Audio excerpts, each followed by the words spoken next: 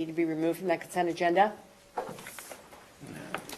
Hearing none, then I call for the vote. All in favor of approving the consent agenda, indicate by saying aye. Aye. Opposed? Consent agenda, then that motion is carried. Next, we have presentations. We have our new library director, Shanna Hollick. Is that the correct way to say your name? Yeah, Shana Hollick. Okay, welcome. I was just saying to President Riegart, we were very impressed with your resume. Thank you. Some of the conferences that you presented at and some of the articles you've written are outstanding, and we're happy to have you. Would you like to make a couple comments? Yeah, I'm Shana Hollick. I'm the new director for the Guthrie Memorial Library, and Manager Dunford asked me to prepare a few brief remarks to introduce myself to you folks. So I've been a professional librarian for over a decade now. After a career as a legal assistant and a tax consultant, I've worked across all library types, as you saw on my CV. I began my career as a certified teacher librarian in New Jersey and Virginia before moving back here to PA. I worked for a short time as a federal contractor for the National Oceanic and Atmospheric Administration at their central library in Silver Spring. Then went back into academia at Wilson College, where I'd been for several years before coming here to Hanover. So I have management and administrative experience in each of those environments. And as you've seen, I've received several awards over the years for my work and my research, and I'm a nationally recognized scholar in the area of copyright law and intellectual property. I've been in my role for just over a week now, so I'm still learning the ropes. But I'm excited by the opportunities that the library presents for the wider Hanover community. You know, I'm a longtime Central PA resident. I grew up in Lebanon County. I traveled around a bit before returning to Central PA, now in Adams County. But I've had several ties to the Hanover community in recent years, mostly through my side work as a classical musician. So I volunteered and performed with a bunch of groups that are housed right here in the borough, like the Lyric Band, the Hanover Symphony Orchestra, the recently closed PA Theatrical Arts Dance Studio, and several community theater performances over at the Eichelberger. And one thing I've seen over and over again in my time here is the love that the residents here have for this community and the pride they have in their public library, which I think is really important. You know, as you know, public libraries are one of the most singularly democratic institutions in America. Our code of ethics ensures that libraries across the country work to uphold the loftiest ideals of our founding fathers. As nonprofits, you know, libraries always struggle with funding and with staffing, but the return on investment is immeasurable and invaluable. And it can be difficult to capture on a balance sheet, but every dollar spent to support a public library means tenfold savings to the local community. Research shows that a well-supported and robust public library system not only increases literacy rates in its community, but it also correlates with communities that tend to have higher rates of employment, lower crime rates, and higher standards of living. You know, when I first moved back to PA, the local library was literally my first stop. You know, I had no internet in my home, I had limited cell phone data, and I had to figure out how to get to Lowe's. And while my husband despaired that we would never solve this problem without finding a Yellow Pages, which good luck finding a printed Yellow Pages in this day and age, I just walked down to the public library, signed up for a card, and had a very helpful person who showed me how to use the computer, where the hardware store was, and gave us advice for how to get a good lunch in town because we hadn't unpacked our kitchen yet. So I've moved a lot in my life, and I can always be assured of a warm welcome at the library. Lastly, real quick, I just want to talk to you a little bit about my immediate goals and priorities for the library, which I don't think are going to be a surprise to any of you. These were developed in close consultation with both Interim Director Mal and Borough Manager Dunford, and they're a continuation of the work that you all have been ably doing in the absence of a permanent director. And my hope now that I'm here is to be able to relieve the borough of some of these administrative burdens. You know, the first priority is to convene the library work group, which I'm sure you've all read about and seen in your packets and will be coming up in a few minutes.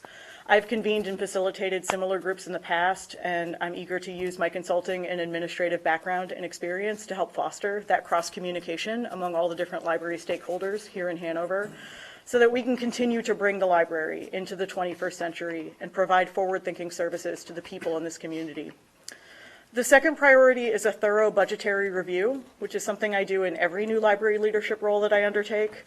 My budgetary review at the John Stewart Memorial Library at Wilson College identified budgetary waste in excess of over 10% of their total operating expenses. These were dollars that were then able to be properly reallocated, not only to provide more efficient library services, but also to enable the library to invest that money back into the wider campus budget. So hand in hand with that budgetary review comes a close examination of staffing levels, and As you know, the goal in both of those areas is to maximize efficiency, to identify areas in which workflows and services can be streamlined, and to ensure that we as a library are helping you all as a borough to carry out your fiduciary duties to the citizens here, so that every single dollar, whether it's from taxes or donations or grant funding or anywhere else, is being used to maximal effect and with minimal waste. So that review will be able to help me meet my final immediate goal of completing a thorough and long-term strategic plan for the library, to identify areas of need as well as areas of potential excess, and to develop a vision for the future of the library that will help the residents of Hanover have greater access to the information and literacy skills that they need in order to achieve lifelong learning, to ensure optimum physical and mental health, to become productive and high-achieving members of a broader global society, and to provide a place for community partnership and collaboration that helps everyone, from small business owners and single parents to young kids and senior citizens, to pursue and achieve their goals. So thank you very much for your time. You have my CV, and definitely feel free to contact me if you have any questions or concerns, and I look forward to hearing from you. Welcome. Thank you very much. Welcome. Any questions for her this time? What's your instrument? I play French horn and sometimes trumpet, but I'm not very good at trumpet, much better at French horn. Wow. Great.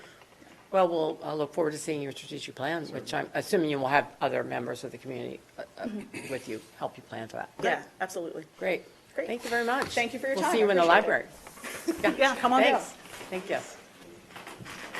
And I want to take this opportunity also on behalf of the council to publicly thank Julie, for your job as an interim director and with juggling all kinds of hats, wearing all kinds of hats. Thank you so much.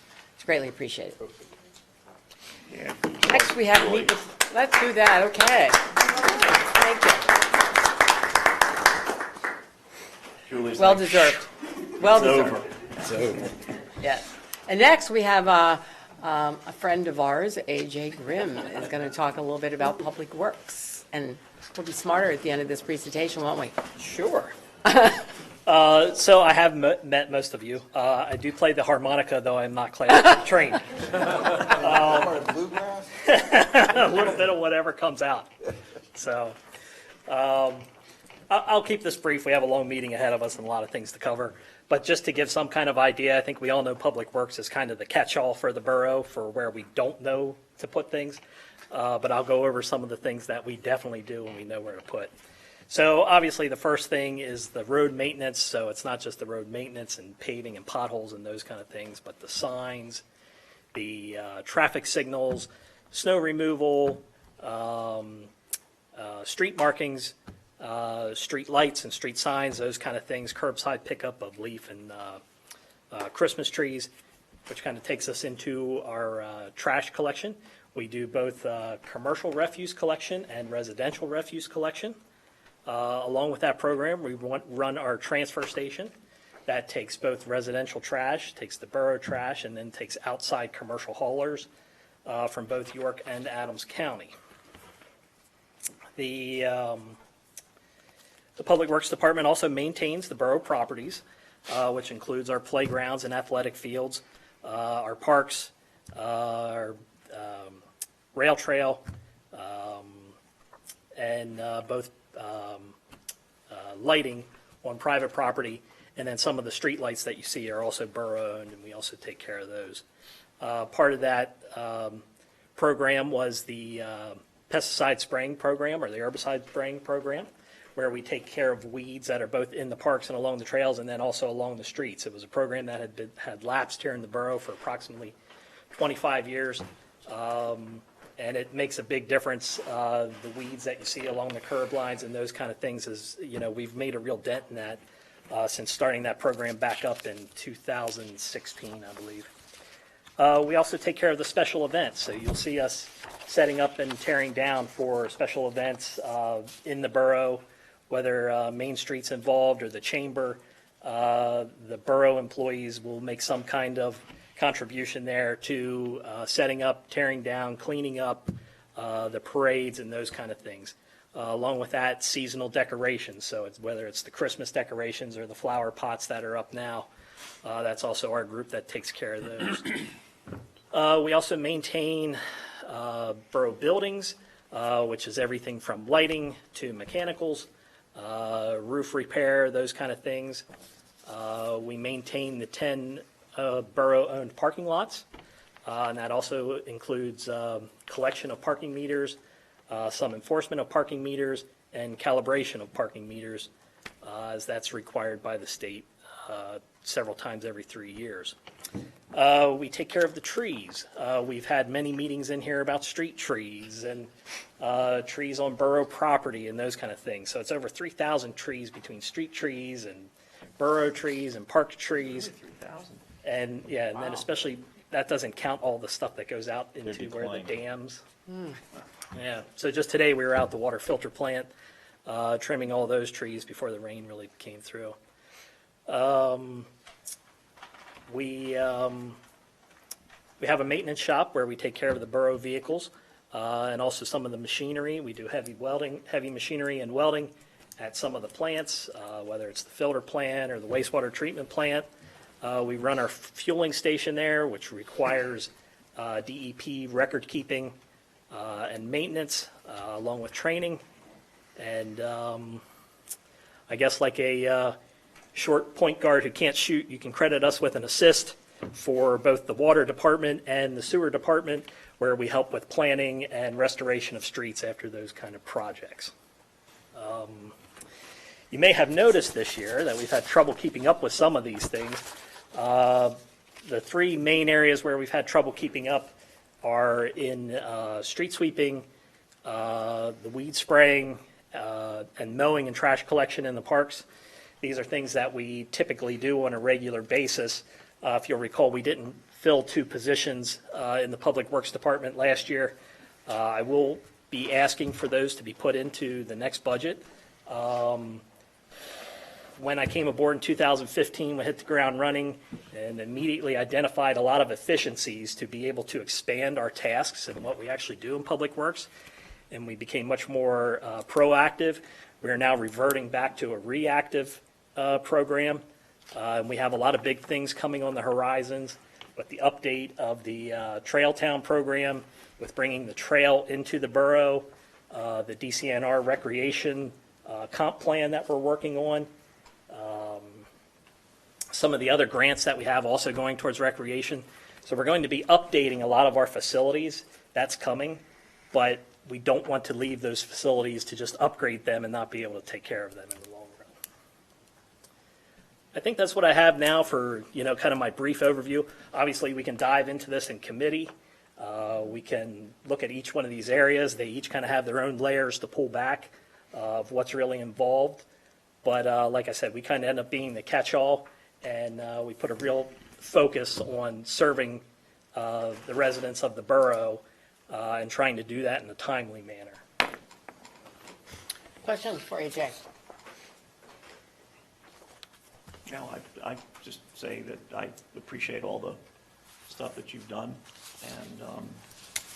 and just recently with all the storms and the tree Right. damage, and his guys are out and about on it, and a lot of what you do kind of goes unnoticed. I know I said this to you, but I think it's worth mentioning again.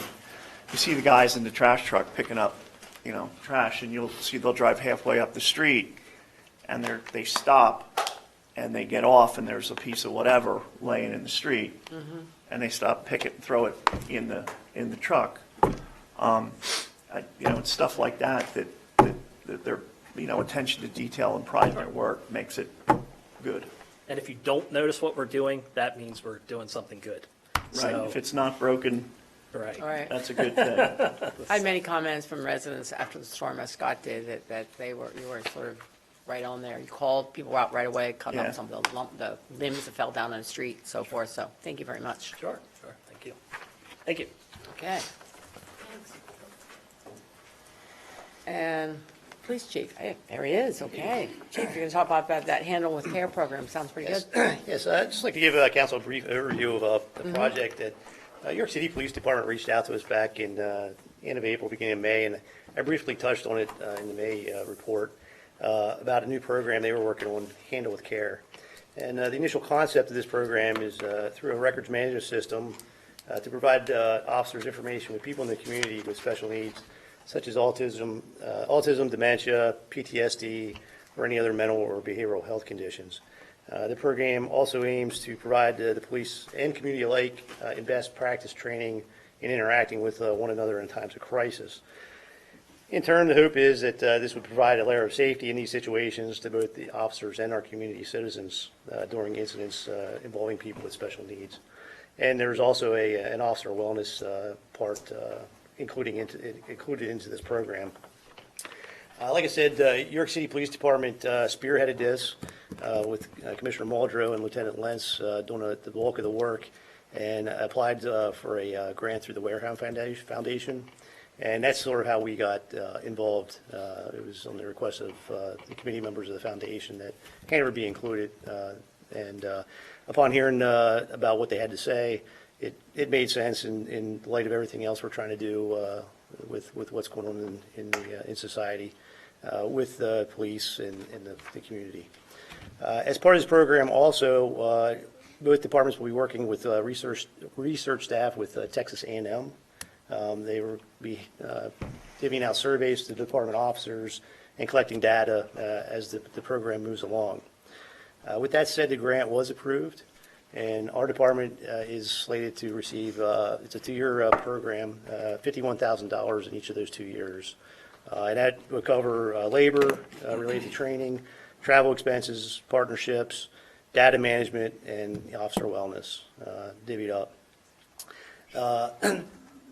One of the reasons I want to bring this to the council's attention, while those 2 years we have a certain amount of funds, I see the potential that if this is a successful program at the end of those 2 years, especially in the data management area, there could be the potential for a recurring cost related to data management, which I estimate probably somewhere between $4,000 and $8,000, depending on the program we go to.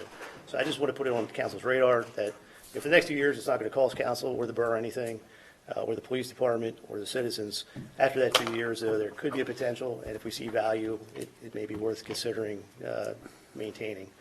And at this point, we're looking at, while we're still working on the foundation, how it's going to look, it looks like we're going to try to roll it out to the community in later this year, early 22, to get it up and running. And unlike CIT, the CIT program, where the officers that are trained in crisis intervention make a referral to the county, who then tries to get resources for mental health to people.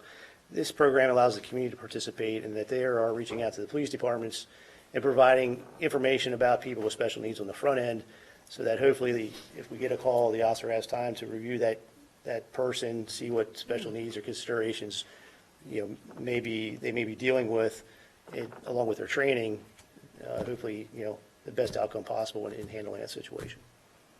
I'm assuming there'll be an evaluation at the end that we can evaluate the success of the program. It's going to be evaluated the whole way through, and again, Okay. with Texas A&M staff, the researchers there, they're going to be part of the program, yes. That sounds excellent. And in Thank you. case anybody's wondering, and Dr. Rupp, you were specifically interested, I have not heard anything yet further on the card program, but Okay. as soon as I do, I'll most certainly keep you advised. I just thought maybe that was part of it, but it's not. No, it's not. It's totally separate. So there's actually three things going on right now. It's Yes. the card program, which is the community action for recovery and diversion. That's where we take people that maybe have a substance abuse issue, they get arrested. Instead of arresting them and charging them right away, we take them and they enter a diversionary program, and in hopes that they get the help they need, they don't catch the charge, they're able to become productive members of society. Before they get to court. Right. This Handle with Care program, again, is more community proactive with training with the police in dealing with people with special needs. And then there's a third program going on right now with the county that I get a meeting next week for more information. You may have heard Dave Sunday talk about it. I believe yesterday he had a press conference. It's a co-responder model. And that is an expansion of the CIT program, but they put a civilian, it's going to be a WellSpan employee embedded into police departments. The cost is covered by WellSpan or a WellSpan employee, but they will respond out to mental health calls with the police officers once the scene is safe. So the potential is that instead of like the regular CIT program, our trained officers will respond. We mediate the situation, we complete a form, fax that into the county. Then after the fact, the county would try to get those resources to those individuals. Through the co-responder program, when that co-responder is working, They will respond out, and once the scene's safe, then and there, will make contact with that individual needing help or who is in crisis, and deal with it right there, try to give them what they need as far as services, get them, the help they need. And then the officer can go back on patrol. So it's sort of a twofold. We get a mental health professional there at the scene right away, simultaneously with the police officer who can handle the situation once it's under control or if it's already under control, and then the police officer can go and perform other duties.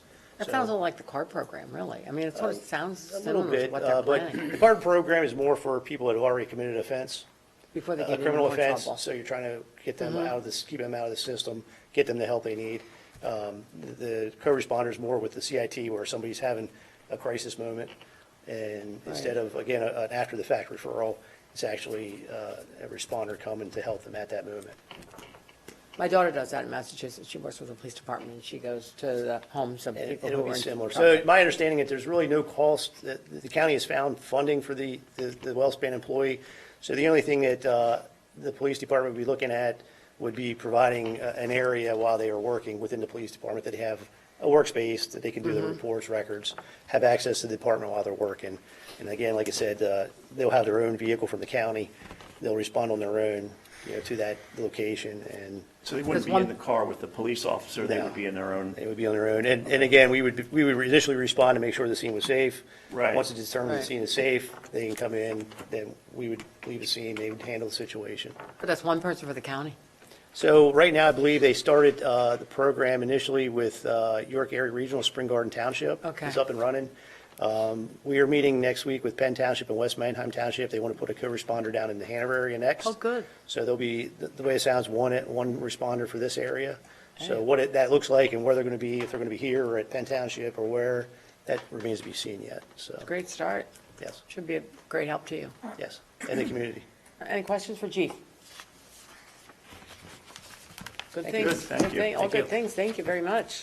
Okay. And the next good thing is Chief Clauser. Come on down. So just like Shanna, I too played the trumpet. I too was not very good at it. Chief likes to toot his own horn. Oh, that was good. Sorry, Not a good one. I just had it. You couldn't help Just yourself. couldn't help myself.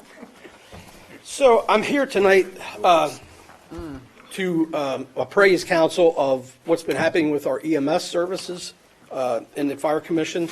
And I gave you a PowerPoint that I'm going to just peruse through.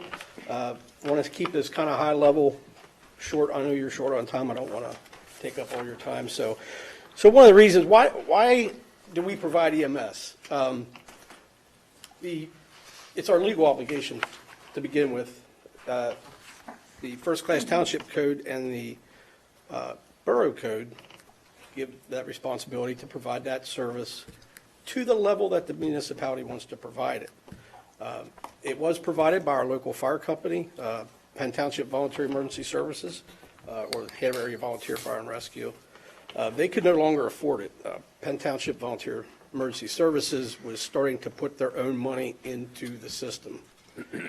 The other reason we do is we want to maintain local control. We can outsource to another service, but then we have no control over what services they provide and to the level that they provide them. Our local for-profit service that's coming out of the hospital right now has been down frequently.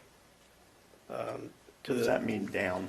Unavailable, no staff. So we compete with the hospital essentially. We don't compete with them. They back us up, we back them up. Okay. So it's complementary. But they have not been able to, and across their system-wide, they have been unable to provide the services that they promised other municipalities that they would provide.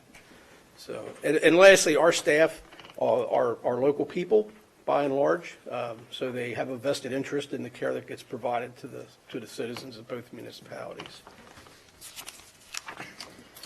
We'll skip the first-class township code. The borough code is essentially word for word of the township code, and again, as I said, it says that the borough is responsible for ensuring fire and emergency services emergency medical services to the means and the extent that the borough decides to. Now, there was the Intergovernmental Cooperation Act, which created the commission, gave that authority to the commission, essentially. So that began on July of 2018 for a period of 7 years, at which time it would have to be renewed. So some of the challenges that we are having in EMS are very similar to what's going on across not only the Commonwealth, but the state, the country as well. In Pennsylvania, the Morning Call, which is a newspaper out of Lehigh Valley, had that article, EMS is stretched so thin in Pennsylvania that in some places ambulance calls go unanswered. Firehouse Magazine, which is a national publication, also printed an article on EMS problems in rural Pennsylvania being at critical levels. So one of our other challenges is recruiting good people. We pride ourselves that we do not hire what we call a heartbeat for the seat. One, getting paramedics right now is difficult because they're just not taking the courses. And then when you do get the applications, you have to consider the caliber that those people are, because we don't want to hire someone that just skated by. We want somebody who is going to provide competent care for our citizens. Operational costs are always rising, of course, staffing costs, fuel costs, costs in supplies. And unfortunately, Medicare, which is our primary reimbursing agent, their reimbursements have gone backwards compared to the expenses. So, They've actually gone down in absolute value that they pay out? yes. So where do we get our revenue? Well, I just do that. we talk about payer mix when we talk about getting our revenue. And the payer mix is, we look at the community and where do a majority of that money come from as far as insurance companies or Medicare. And you can see that Medicare right now is 44.4% of our income. Commercial insurance is 25%, private pays 20%, Medicaid and Gateway down at 8.9%. So to the right there, the average reimbursement for Medicare is $391, commercial insurance $1,000, et cetera. And at the bottom, we've done a cost analysis. By the way, I brought my EMS captain, Claudia Christensen, with me tonight. And one of the first things she did when we hired her was to do a unit cost analysis. And we determined through that unit cost analysis that we were running a third truck that was was costing us too much to do it. So we put that truck out of service. And we will update that unit cost analysis. In fact, she's doing that right now. So just a snapshot of our overall budget for 2021, specific for EMS. I anticipated revenues to be $1.25 million, with the subscription revenue of $170,000, and then a third-party collections agency about $10,000, for a total cost, our budget of $1.430 million. So, unfortunately, with COVID and some other issues,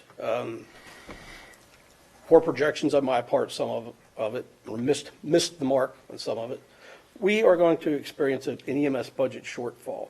Now, coming into 2021, we knew we were going to have a shortfall of $162,736. So at the top there are payroll and employee costs, which includes insurances and whatnot, 1.275. Operational expenses, which is medical supplies, fuel, insurances for the vehicles, about $176,000, for total expenses of 1.4. We are trending right now to only have a projected revenue of $1,073,000, which creates an additional $216,000 deficit in EMS. What's driving that? Billable call volume. Our call volume has been trending down, and I have a slide on that here coming up. The next slide, billing revenue trends. This is a busy slide, so I just want to call your attention to essentially the right side column. The top section is 2018 rather. Our total deposits from our third-party billing agent was $1.5 million. Our total calls, 5,600. Our billable calls, because not all our calls that we go on are billable, 4,522, percentage is 79.95% billable, for a revenue per call of 344. We go down to 2019, we see a decrease in call volume, and in 2020, we see another decrease. Part of the biggest reason for that decrease was that is the time frame when Pinnacle first came to Hanover and took over Hanover Hospital. They brought with them their own service, Community Life Team, to do those transports out of the hospital. We typically handled 800-plus transports a year out of the hospital. And how much a call? About? Depending on the level of service, anywhere from, let's put it in this slide today, $700 and some for, that's the basic life support.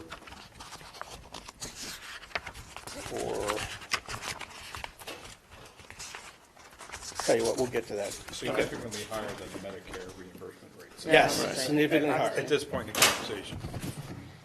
So on the next slide, we're looking at our trends right now, and this is up through the end of July. We've had a total deposit of $529,000. Our total call volumes there, our billable calls, our percentage of billable calls is hanging right in there, and our revenue per call is hanging right in there. But our call volume is dropping. But your costs, I would assume, are pretty much all fixed. Is that correct?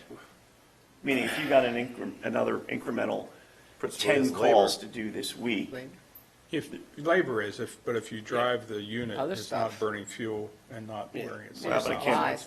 but at $1,100 per call, I can't imagine a whole lot of it's, fuel and so forth. That's sort of where I was on it's mostly fixed. It's mostly fixed. It's staff. Yeah, okay. Highly. So now, how does this compare to our overall commission budget? Well, we were fortunate, we had carried over more income from last year than we anticipated, which gave us, I believe it was 94,000 additional carryover than we anticipated.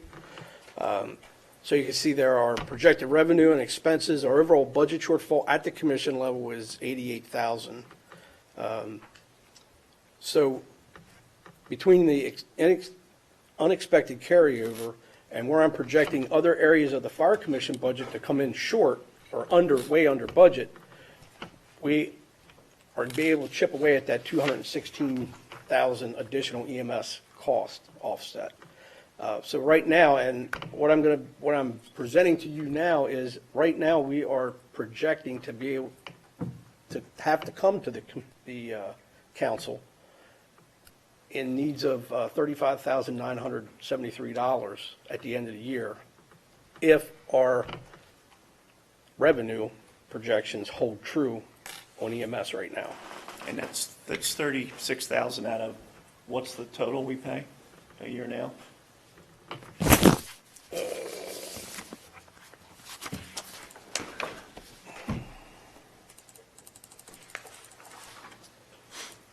$648,196 this year. So it's not terrible. It's not terrible. Not where I wanted it to be. I didn't want to have to come back and ask for money. I guess, where could we get, if you assume the costs are basically fixed and there's not a whole lot of opportunity for cost reductions, where do we get more revenue? Well, that's where I'm heading to next. All right. Talking about the trending. So one question, in the minutes or in the agenda here, it says contingent upon parallel action from Penn Township. Is there a risk that they would not? And then we carry the whole burden? No, you wouldn't. They'd have to chip in Our more. burden is half of the commission. Half of Right. it. Right, but are we assuming that Penn Township's going to pay their half of it? It's only $36,000. I can't. They would have to assume that we're paying our half too. It would be a commission problem. Right. if Penn Okay, didn't pay. I guess that's where I was going not with our it. Whose the problem budget is split it? down the middle All right. Okay. between the two? It's not based on call volume or geographic area or anything? 50/50. So our call volume we've been seeing in those previous pages I showed you, our call volume is trending about 3.6% below our 2020 call volume right now. We expect that to hold true through to the end of 2021. Again, that could change, though, with the Delta variant coming. Is that because of COVID? I mean, is Some that of what- it. And I It's can, been continual drop. It was Yeah. well before COVID that you would Yeah. see in the yeah, trend. we lost a lot through the transports between those first 2 years. Right. But we really feel very, very fairly certain that decrease is starting to tail off now, starting to level out. So.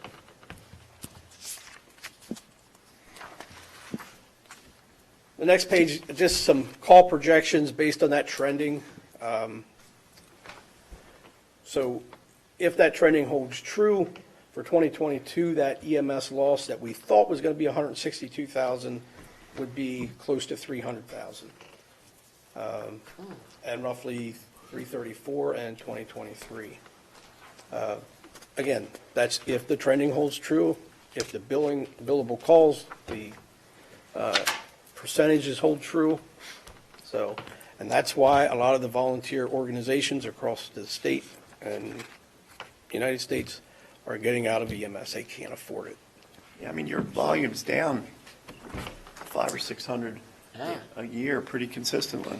So how do we avoid future shortfalls? One, we get a higher degree of accuracy in projecting our revenue, and that is somewhat difficult because we don't know how many calls we're going to run. Right. And of those calls, we don't know how many are billable. And of those billable calls, we don't know who the payers are. Or if they're going to pay. What's your default rate? Yeah. I mean, like, of your revenue there, that ours is, That's a say, question I have to refer to six, Claudia. well, the 675, I think is what you said our number was. How much do you get stiff a year in bad debt? Well, Part of the issue is we also have contractual write-offs. yeah. So What was that? contractual write-offs. Oh, In other words, we can bill $1,000 to come out and take you to the hospital, but you have Medicare. Medicare pays Right. us $400 or so. We are not permitted by law to balance bill you for that. We have to take what Medicare Okay. gives us. Right, well, it's like, you get And a at doctor, you see 44%. this bill, it's Right. ridiculous. So that's going to lead into additional municipal funding potentially. Other fire, a municipal fire EMS tax, which tax is a bad word. Nobody wants to hear that word. Right. We currently run a subscription that nets us about $170,000 a year. That is 25% of our first due area being Hanover Borough and Penn Township. That's about 25% of the citizens that participate in that program.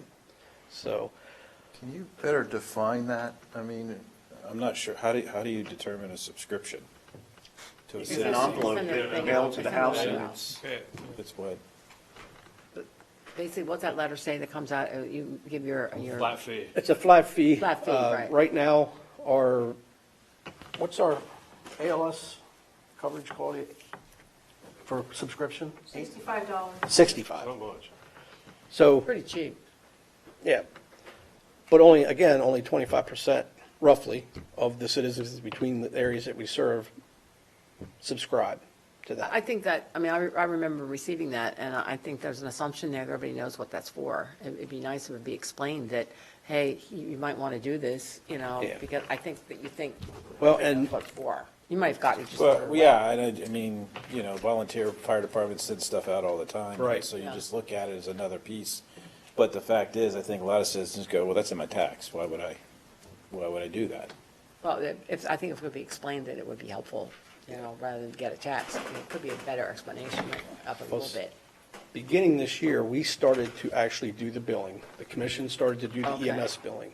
So in November, we will be sending out the subscription. Prior to that, it was still sent out under the volunteer fire company. I know your address list wasn't great, and you and I touched on that before, because we had gotten a bunch of them, especially for rental units and so forth. Our mailing list for the volunteer fire company, when they got that, it stopped at the borough line on York Street, Baltimore Street, Frederick Street, and didn't include any Penn Township addresses. So I'm hoping that our EMS list isn't the same.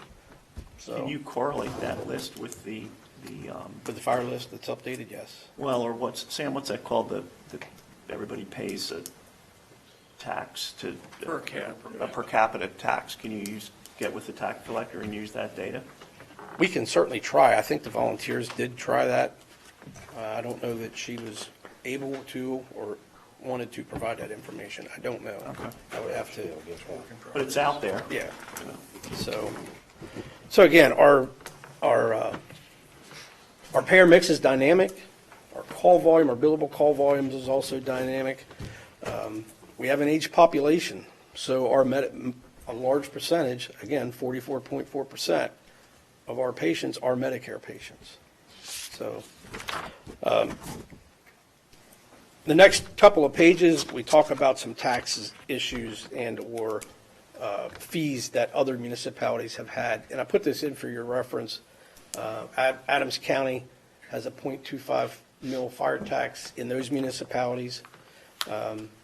Swatera, they made a deal with their local ambulance to eliminate the subscription service, and they charge a fee through the tax structure, I believe, to the residents, and that buys them the subscription. They have since now gone to Community Life Team, and they get one ambulance. They used to have two MICUs like we do.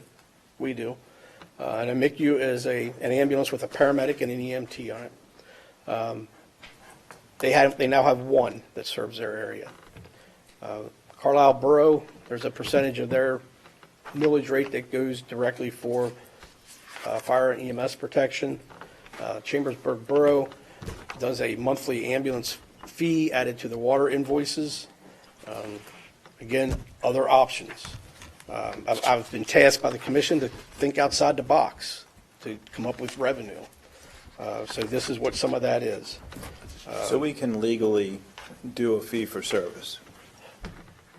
So, We have to do it, yes. right, so Yeah, but we this, want it not, the problem with the tax is, Well, Nonprofits don't pay. that's where I'm going with Right. this, is why not move the entire police, fire, and medic to a fee for service? It could be on the table at some point, but right now I think that it's the beginning of the discussion. Okay, I'm just Limited to one bringing it. small aspect of this, Yeah. being Right. emergency service, or medical services, excuse me. Some of the other, Yeah, You hit it while you can. yeah. did it all at once, right? Right, if you're gonna do it once. Some of the other additional billing opportunities that we're looking at, our EMS billing agent is Cornerstone Systems. They will also bill for fire responses, certain recoverable things for fire responses, such as cleanup after an accident, That's a no-brainer. hazardous materials cleanup. We can bill the insurance companies for house fires, that sort of thing. Why aren't we doing that? I mean, Why aren't we every doing it municipal- now? I mean, Well, there's two. they got deep pockets. Deeper than ours. It was brought up several years ago, and at least in Penn, and they didn't really like the idea of it. There's a third Hey, party Mark. now in Pennsylvania called Pennsylvania Recovery Services that does just this. And let's face it, if you have a house fire and we're going to bill you, you had a significant loss. And what we would bill, and I don't have any numbers yet, would pale in comparison to what the actual payout is yeah, probably look going what you to did be. for me. It's, So, What was that? But isn't that what you pay What was that? insurance for? correct. Wouldn't insurance take care of that? That's what I'm saying. I mean, accidents, Wouldn't be the hazardous person. waste. I mean, I know they do that all throughout Maryland. I mean, every municipality charges back. You bust a telephone pole, but guess what? You bought it. Right. Light. I mean, it goes to the insurance, not just your vehicle. Right. So to me, that's a low-hanging fruit. So that's- No-brainer. Those are other options we're looking at. Right now, York City is using PA Fire Recovery Services, and York Area United Fire and Rescue just started using them this year. The recovery rate for the city has not been dramatic, under $100,000 across 3 years. So more to come on that as I research that a little bit deeper. So going to look into that in preparation for the next year's budget? Absolutely, yes. Just so that you are aware, we have tried to trim our expenses the best we could. When Claudia came on board, she trimmed our medical supplies expenses by 33%, roughly. She did the unit cost analysis, which revealed that we were having a third ambulance up out at the Clearview Station that was costing us more than what it was worth. Not to say that an ambulance isn't worth anything. We can also look at staffing. It was suggested at the commission meeting that we could look at, instead of having a paramedic and an EMT, go to 2 EMTs and not have the advanced life support level of care, which means we would have to rely on the hospital, who, as I said before, is not always staffing that unit for their staffing shortages. So, Could you have a conversation with the hospital about that? I mean, would that help? I don't know. well, it's a private service. They don't. Oh, okay, Yeah. oh. They don't talk. They privatize it, yeah, as Yeah. well. Service, okay. What is there, I mean, obviously, I'm not an EMT, so, but is there like peak periods, is like, or is it just scattered? Is there a pattern to Of the call volume? calls? Yeah. There is, and we've weekends. used that to actually eliminate that third truck. Yeah. We've been using that in anticipation of increased call volume, where we would have to put that third truck back on to maintain those calls. That's the balance that we've had to deal with, is if we put that truck in service and it answers 30 calls in a month, did that pay for the staffing versus if we don't have that truck and it loses 30 calls and we lose opportunity to bill for 30 calls, we're out that money. So, and that's one of the things that Claudia does on a regular basis for us, is runs those numbers up and down, so. Maybe there's a blending of it, like our staff and maybe a third party at the lower call volume. I don't know. Because you can't outsource Yeah, EMS right. I don't- I'm not an to a EMS, private so- service? You can't outsource EMS to a private service? We could, yeah. We could, yes. Okay. But as I said, right now, the only service we're running a little over 4,000 calls a year. Who's going to handle that except for Life Team? What about the Saves won't, hospital? Pleasant Hill won't. Well, that's Life Team. That's the Oh, okay. hospital. So, and they're having trouble staffing the truck that they have at the hospital right now. So we would step back greatly. If you get rid of advanced life support, that sort of sounds like a bad thing to me. It is. right. You know, the Only if you citizens need of it. Hanover. Only if you need it. The citizens of If I Hanover may have need been it. accustomed to having an advanced life support, a level of care since 1969. Yeah. When this borough and the fire department and Shepherd's and the hospital went together and made the coronary 46 unit. We're like the first one in the state or the nation. Nation. First coronary care unit in the nation, pre-hospital. Yep. Chief, on one of your, I think it was your previous slide, you said missed billable calls mean less revenue. Well, who picks up the call? Who gets it? Some other Our mutual aid ambulances, Saves, Pleasant Hill, Municipalities, Spring whoever's Grove, available. they get the So bill. make sure they get somebody the- gets you. Maybe we don't pick up the call when it's low volume, Oh, no, that business is huge. you know? It's like, Wow. That oh, Life no Team one's is a home big tonight. They're local business. No, it's all part of their, it's all under Pinnacle as Community Life Team. It's a huge service, covers areas in Harrisburg and, You know what I York. asked him, Barb? About the hospital. Yeah, could they give us let us do their runs for them or something? I mean, you're on the board still, right? I see, that's what we That ain't used to gonna do. happen. We used to do the transports. But think they they brought took that it over. service in They and wanted they the took it money, over. and Took it over now because they they want make the the money. money that they're. There's money to be Take made over. in that, so they're not gonna be, the ones they wanna let us handle are the Medicaid, the big $100 ones. The ones that we lose money on. Right, and, That's nice. and, The yeah, other thing is that the hospital is, what you see with WellSpan joining forces with other hospitals and Pinnacle and UPMC and Hanover. If I go to Hanover Hospital and I need a procedure done that they can't do at the hospital, they can use their service to take me to another one of their hospitals. Right. So, and those transports paid very well. We got pretty much everything we billed for in those transports, but they're gone. So, now, we still pick up some of the stuff from them that they can't do, which is typically the non-paying or the low pay stuff. Yeah, they have to make money too. And they can't do them, why can't they do them? They don't have the staff. Or if they're, If they don't have the staff to do the $100 ones. well, if they're busy They have staff. on other transports, Yeah, right. if they have 3 transports lined up, they're gonna take the one that pays the commercial insurance. And they'll do the Medicare, and then they'll do the self-pay or the Medicaid. So, These are not emergency ones, obviously. no, these are transfers from our facility. So, What's your recommendation? Yeah, are you wrapping up, Chief?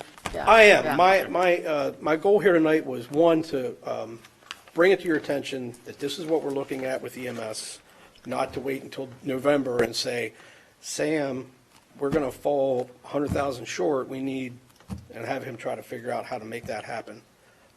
So we wanted to come way early, let you know where we stand, and ask for your consideration to approve that funding should we need it.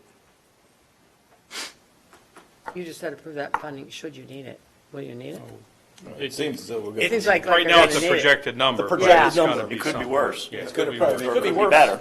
It's going to be half of whatever is Chief needed. has tried to keep very conservative on the estimate of the calls Mm-hmm. with regards to the tail off, so we're hopeful that this is The most. that ceiling. Okay. I would like to And do- we'll monitor as we go.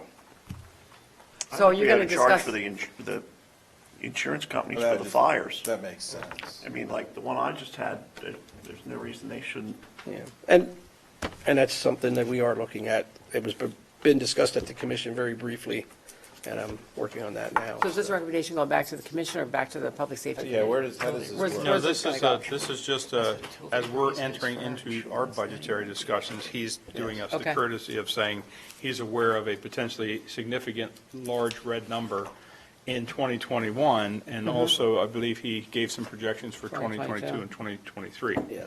That will also influence it. But just to try to wrap a bow Yeah, around this, please. and I think the conversation's probably about where it needs to go. As one of your representatives to the commission, I have been advocating that I think both the township and the borough need to take a step back and determine their level of service that they want to provide to our joint residents, let's say. Hopefully, we are in agreement with that. And ultimately, obviously, the fact that virtually every emergency service provider in the Commonwealth, as well as the remarks that the chief has made about the national picture of this, it's time we start getting into a mechanism whereby we can fund this with less, say, surprises in our budget. And it's looking like that T word may be the best way to do it. I like the subscription or fee-based. Yeah, I think Because that's what fee-based would Yeah. definitely Fee be for better. service for the It's better than- entire Because what emergency happens management. is, Please go ahead, Chris. if you go by the taxes, I mean, take, for example, you're a single person, you own a house, maybe it's worth whatever it's worth, and your taxes are based off of that.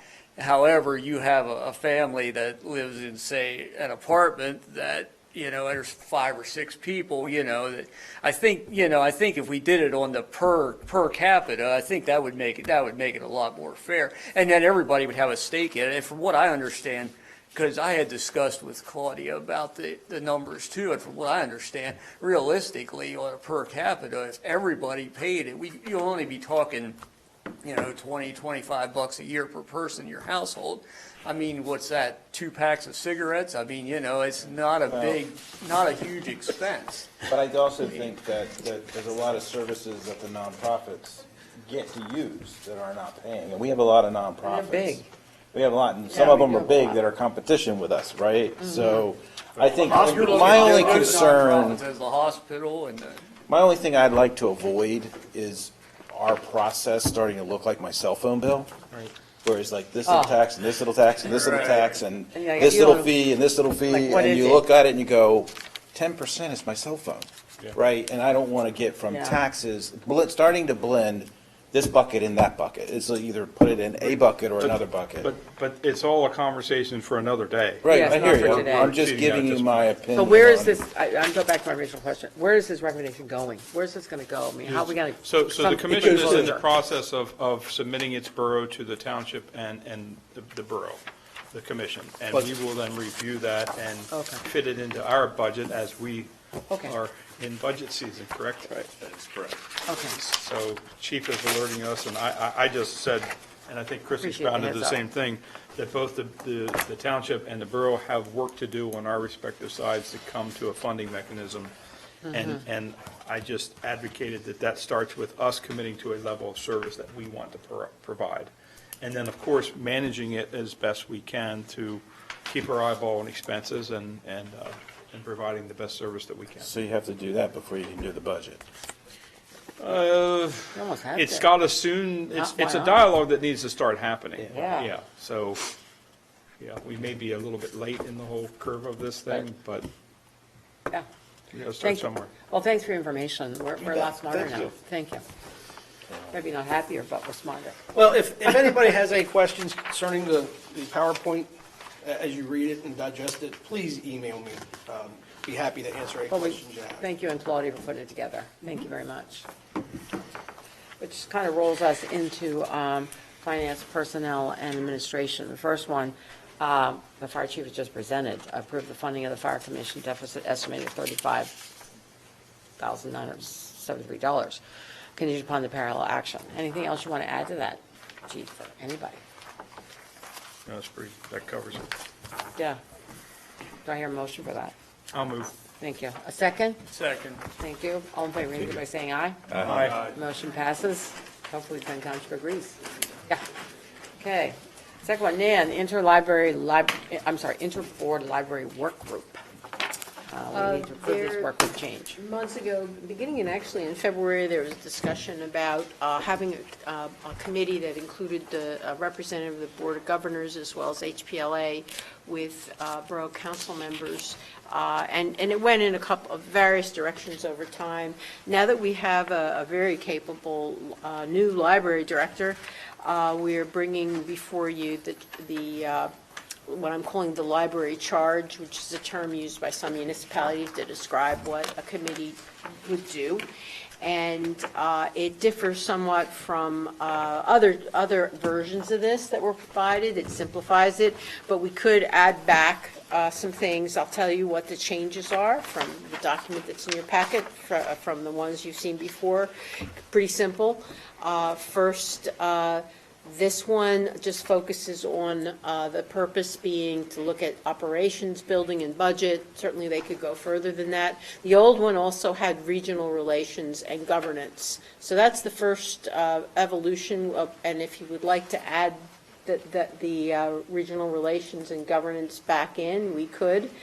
Governance relates to the fact that the library is under a very old deed which sets some requirements for how the library is used, and there was an interest in studying that. So that's one change. You could change back and add those two things in. The second is with regard to membership. This draft has 5. The old draft had 5. However, this one has 3 borough council members. The old one had 2. It has 1 member of the Board of Governors, 1 member of HPLA, as did the old one. In order to make it an uneven number, I took out the non-borough representative, but you could put it back in. And this one adds an ex officio member from YCL, York County Libraries. And the third is pretty simple. It just changes the timetable from 2021, which is now, we're nearing the end of 2021, to be a committee that would go through 2022. Although it would sunset, you could bring it back if it continues to do good work and you're happy with it. So what I'm asking you to do is to consider both approving the library charge, potentially with some amendments, and the appointment of the recommended Borough Council President's recommendations of Mr. Riechardt, Mr. Kress, and Mr. Hegberg being the 3 Borough Council representatives. I have a few questions. number one on the local governance, I know we were evaluating that earlier. Did we solve that or get a results Just from one it? question, did he ever take that, Attorney, who's supposed to do that? Fry. Was Fry. supposed to- did he But ever also take- just, I think We talked Tim about was that. also looking at what I don't know if there was ever any resolution to I don't know, the yeah. library governance and/or the issue with the heirs. This is So, taking it to the orphans court and removing the Right. deed Correct, restrictions. correct. Yeah, So I if- thought Dan was doing something with that. if it can be integrated into something else, that's fine. I just don't know if it's been resolved. Hasn't been Mr. resolved, Schultes? you- To my knowledge. Yeah, there's a number of issues in that. On the heir issue, obviously, if anything is going to go before orphans court, we need to notify the heirs. You have given us a limited amount of money to attempt to find the heirs. We're doing that. But, it's not unless you tell us, it's not a priority for me. Heidi Hormel had contact information for him from the 100th anniversary. Yeah, we collected a bunch of information. I'm not sure it was from Heidi, but if she has extra, that's helpful. It's important. It's important, you can't really do much. You until can't make a that's settled. decision on some of the aspects we're thinking about without it. Sort of have to do that. So So you're saying that governance back in? I think it should. I mean, it's going to put the framework around what we can and can't do if you can't get the heirs on Pretty it. important. Well, it kicks it all off. Right. really. Yeah. I mean, everything else is. It's your Right. base. Yeah. So I do think that that's important. So you're saying to add the governance part back to I it? think- Okay, all right. Regional relations? From my perspective, I mean, I guess that it does tie to the budget, but the issue we have, I know we say it's a regional library, but it's heavily supported by the taxpayers of the borough. So I think we need to figure out how we're going to either get an MOU or some kind of deal where we can count on the revenue for the library. I think the time has come where we have to start thinking about the citizens who are paying and others that are using that are not paying. And I don't know the legal or the process, but I think we need to discuss it. I mean, it doesn't need to be a separate item, but it could go. It's a municipal and a county Yeah, and a state level because there's state regulations and so forth. so I think about it. it's pretty significant. in Well, you have my an view. ex officio member, representative of the York County Library, so True, but I That think one. we have to come up with the biggest strategic plan is the lack of money coming in from those that are also using it, and I don't know. that would be part of your work thing, challenge. Right, So more that's what than I'm a saying. third or It not. could go in. Yeah. Chuck, aren't more than a third from not York County? Speak to me. I spoke at the Rotary Club yesterday, and a gentleman approached me afterwards and was talking to me about the library. And he said that he feels like maybe if they, and I told him how they were forming this working group, and he thought maybe if you had a member of the community, if the other, like say Penn Township, Conewago, on this committee, that maybe that would help to be able to collect money more. We had them originally. Like if they feel like they have a little bit of a say, if you will. No, I think that's a good I see idea. a point. I thought that was a good point. Should we add that originally. back in? Yeah. Okay. I would suggest that it's someone from the other municipality/county that's in some sort of They don't have to be a elected voting or member. decision-making role. They don't have a Okay. vote. They don't have a So vote. it's, But it wouldn't be just one at large, it would be like one from each. right, one Oh. from each. Yeah. Yeah. One from each I don't know. community? No, that's No, that's too outside much. the That's scope here. That's too That's much. giving them more I just give them decision one. than they have Yeah. input value dollar-wise. I just Yeah, do- right now Penn we're- Township- Oh, I'm now not we're- saying they all get a vote. All right. No, right now, we're trying to find out how to change or Right. improve the model. Right. That would be more, say, maybe a longer-term Maybe governance later. issue, which may come out of this process, which would say, that's how we get buy-in, and that's how we then govern ourselves. But I think it's just too large of a group initially. Yeah, I don't think you want that many. Do you want to add one from Penn Township, for example? Or I would They say contribute the non-voting. most, so they would be, yeah, I don't know. Maybe you could just call them in. They should be part, I agree with Sue-Ann, I think they should be part of the discussion, because that's what we want. They should have some sort of vested I mean, interest. they are, out of all of them, They they get are the most, biggest yeah. funder. And they do at least budget it in, maybe Yeah. not to total fair share, but they do Yeah. budget it into their process. the others. At some point in time, I agree with Bill, you have to talk to them all. They all have to be. Yeah. Well, I think that's the Well, but it may not be, director's, that's just the there may be director's different forums. And that's gonna be different part of your discussions. work thing, though. You You don't know, want to have a committee of 10. No, Right. it's too many. No, I think the committee structure is fine without too. them, that it would be the committee's responsibility to bring them in as needed to help partner in some And of there may these be a solutions. subcommittee that includes. well, the As a issue, result, yeah. Once I'll bring the- them all once in the at new some model point. is developed, Uh-huh. then it likely Right. should include their Because that was one of representation. the comments that was made, this is some years back, that, allegedly we did all this stuff, and then the people in the surrounding municipality says, well, What have we got? you didn't ask for our input, but now you're asking for our Our money. money. Sure. And I don't know how much merit that argument has, but, It's that's an what you're excuse gonna for hear. them, but I think we need Right. to make sure they can't use that excuse again. Absolutely. and look, can I just go through my last ones and then other, just so Yes. I got them out on the Yep. table, so I don't forget. I like the idea of having YCL on. I think it brings value to looking at the broader picture.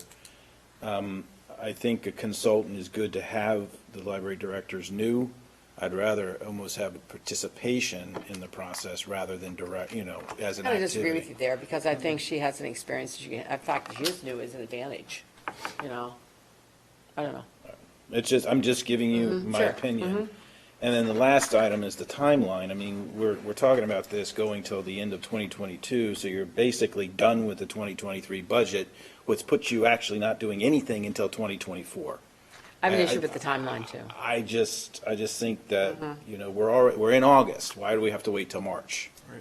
So to Yeah. me, I'd like to see more of an accelerated schedule to some degree, so that we're at least talking about some kind of changes of activity in the Finish up 2020. mid-2022. Yeah, so we're in the budget Yeah, process, yeah, and we can I think so, plan too. for it for 2023. I agree. So that's kind of my opinion. And I'm done. Yeah, I thought that was a pretty long timeline, because then we lose another year. Exactly, we're not until 2024. Yeah. Did you get those, Manager Dunford? I want to be sure I got them right. So we're adding the language from the prior document on governance. Yes. We are assuming that regional relations will be taken up as part of budget, so that won't be added back in. We are going to not add back in the representative from other communities, because the committee will be expected, and we will communicate this to bring them in as needed or as a special Right. focus. There is a request that there's a disagreement about with regard to whether we should employ, the committee should employ a consultant or not to manage. We already have the library director who's going to do a strategic plan, which is kind of related, which is related. It is related. It is. And we want to accelerate the timeline up on this, so Like that, ending in June 2022. ending in June, thank you. That seems fair, don't you I think? think June, it's Yeah. a The only- year, Yeah. and we're starting budget process, so it at least gives us into 2023 If it budget. drags on too long, it's just And drags that's on also too long. timing on facilities, Yeah. things. Okay.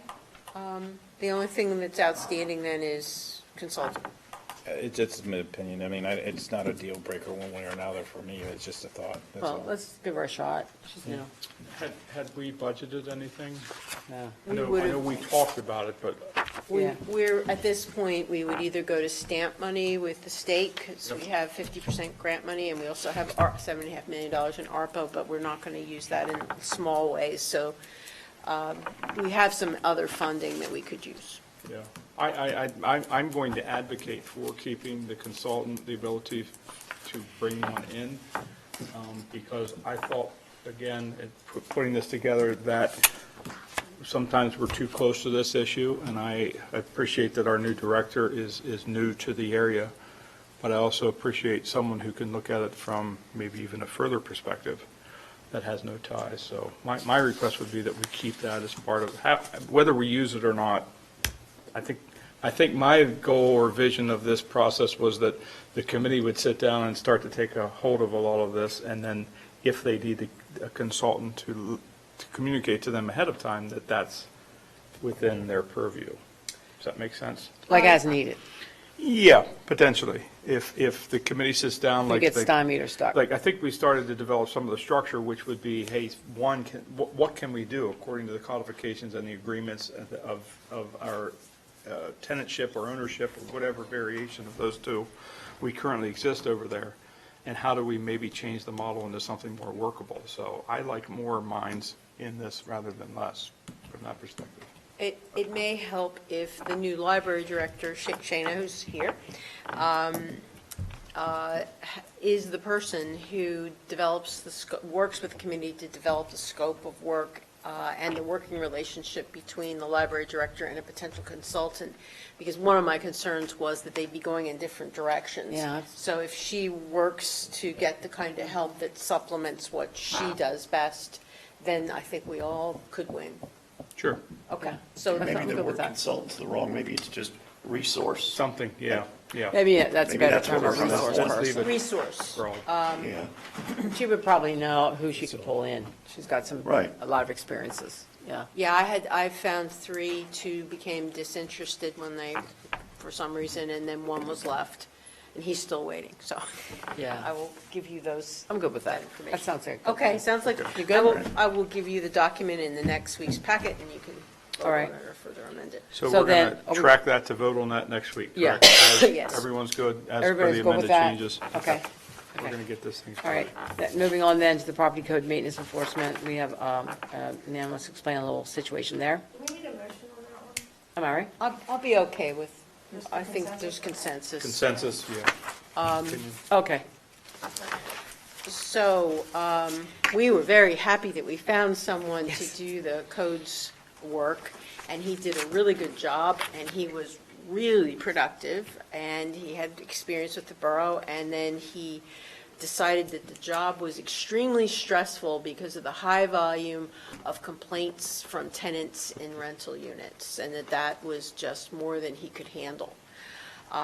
So the Director of Planning and Engineering, Eric Maines, contacted the Pennsylvania Codes Alliance, and they are able to provide the same service 20 hours a week. We got them in because summer is a very busy time, and we can't be without anything very easily because the phone rings quite a bit to for people to get help. So that is working, and I'm asking your consideration to extend it. It is $50 an hour for an average of 20 hours per week for 22 weeks at an approximate cost of $22,000. So it's less than the staffing cost, but, we're going to have to take a look at staffing through the classification and compensation study to determine what the right thing to do is.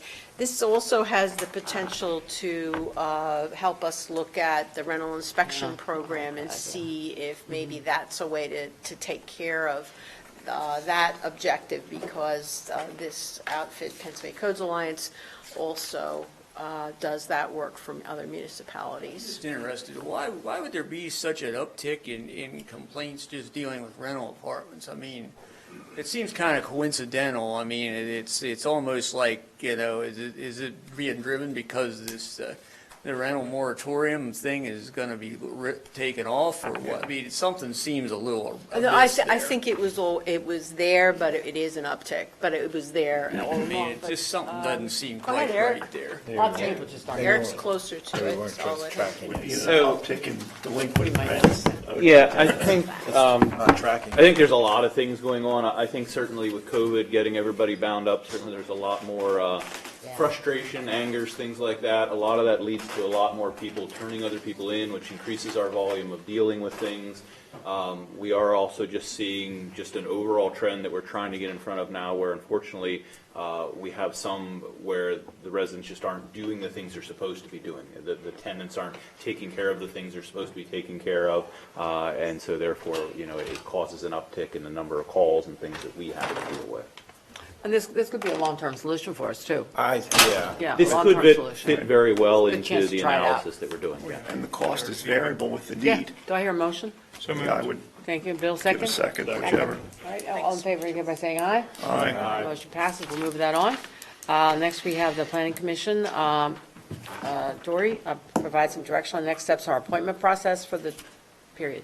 Sorry, I'm starting to read the next Okay, sentence. we need guidance on the next steps in the appointment process for the 2 expiring planning commission terms, which are going to be 4-year terms. Scott Rowland and Michael Kelly's terms expired 7/31/21. So, at council's direction, we advertised it on the website and Facebook page. We got 2 resumes from Hanover Borough citizens. Chairman Seibel from the Planning Commission was in on the whole thing, so he knows what's going on. He's seen the resumes.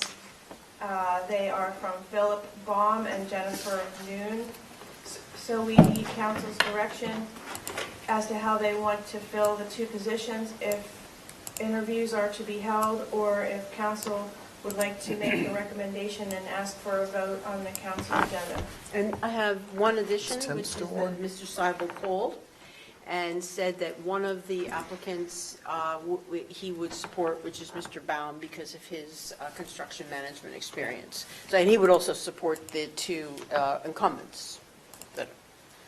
So our question is just, do you want to interview, or would you like to just put the resumes forward and take a vote? I think it's very important. I think the interview process would be appropriate. Well, I would agree, think Doug too. should be part of it, Yeah. I would agree as well. Okay, that sounds great. wouldn't you? And I don't know if I've officially heard of are the 2, say, off-going, are they interested in re-upping? Yeah, I don't know, because I don't know about my, I think both are, right, Scott?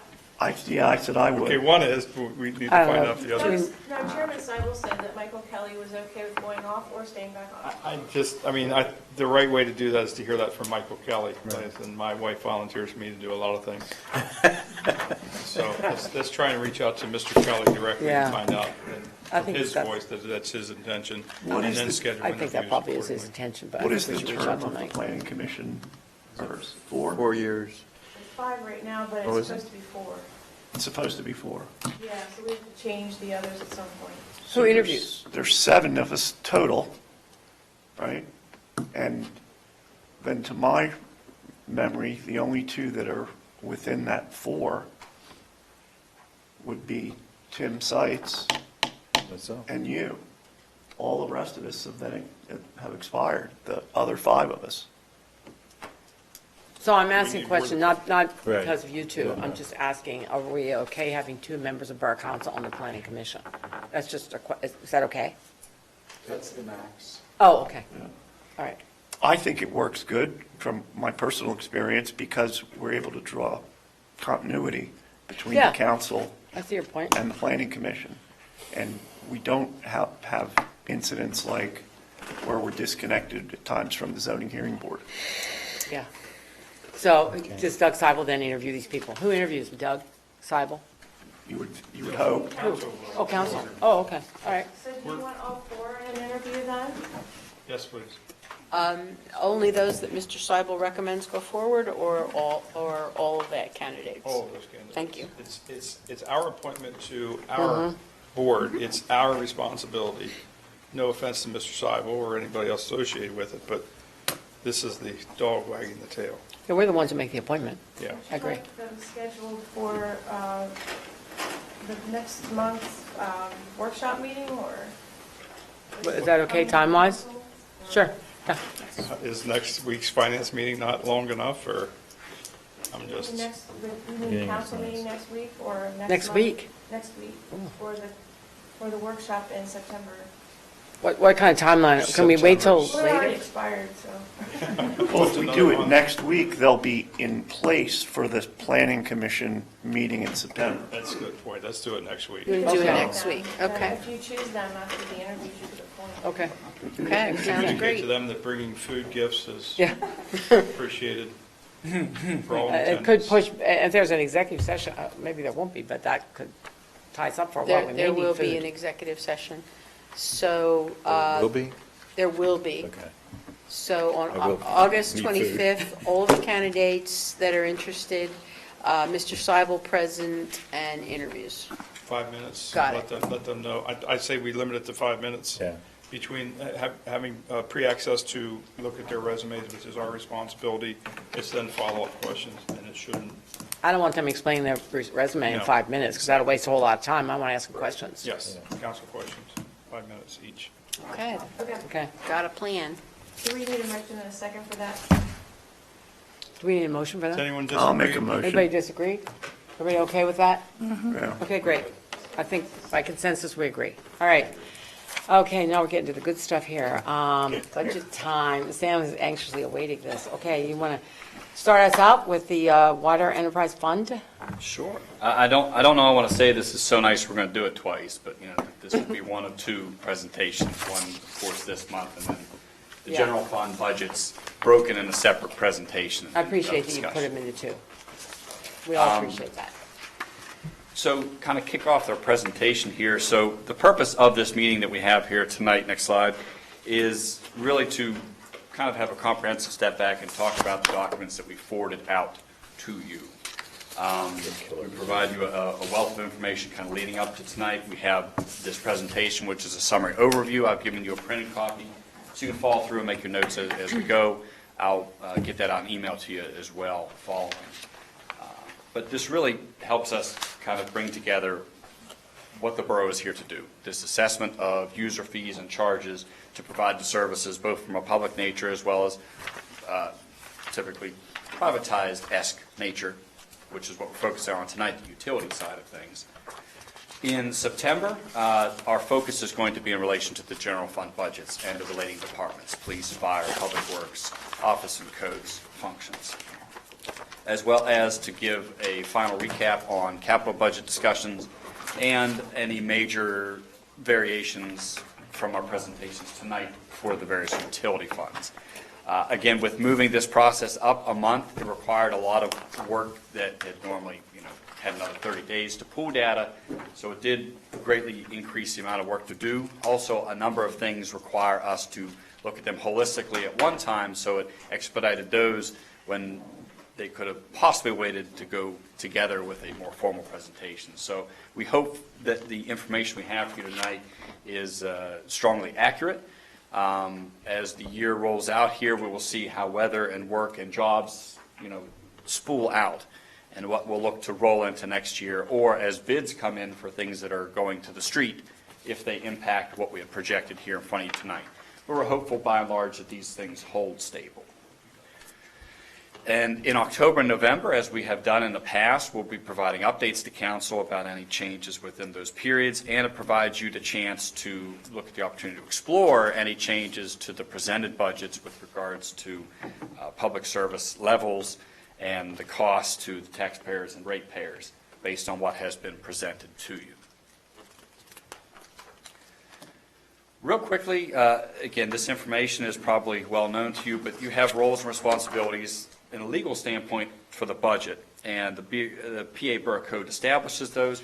Really, just to give you the assessment is, it requires you to adopt a budget, requires you to talk about it for 30 days in advance, so then you can approve it for a public inspection period. That public inspection period is 10 days. Usually it's in the end of November, beginning of December, which will allow you to adopt a budget at the end of the year. That budget is essentially able to be reopened in election year in January, if so desired, again, having another public inspection period. And then finally, you can modify the budget as you see fit with discretion throughout the year based on things that happen. A great indication of that would be in relation to the water fund. We did a formal assessment of the meter program with new leadership in the meter department, and identified that we needed a much greater investment to be able to have a quality program that met the requirements by PUC. So council adopted a budgetary change which increased the amount of spend. That is an example of one of those spends. Typically they come from reserves. They can also come from offsetting revenues or a change in expense categories. Next slide. So again, what's brought us to here and what takes us from here? So over the last several months, department heads have been working on compiling their budgetary requests from an operating standpoint with personnel and general operating expenses, as well as capital outlooks and requests. Again, those continue as we progress towards the general fund budgets as well, and everything based on the initial budgetary message, which we'll touch on in another slide. Here in August, we give the presentations of our enterprise funds as well as a draft capital plan for essentially what we call our quote-unquote rolling stock, vehicles, equipment, and our general investment in water and sewer main infrastructure. And these are the lines in the ground. In September, we'll have our 2022 general fund budget presentations. In October, we can have additional department head feedback in relation to budgets to help you understand your questions and concerns with what has been presented, and ultimately leading to a late November approval for advertisement, and then a final budgetary adoption at the end of the year.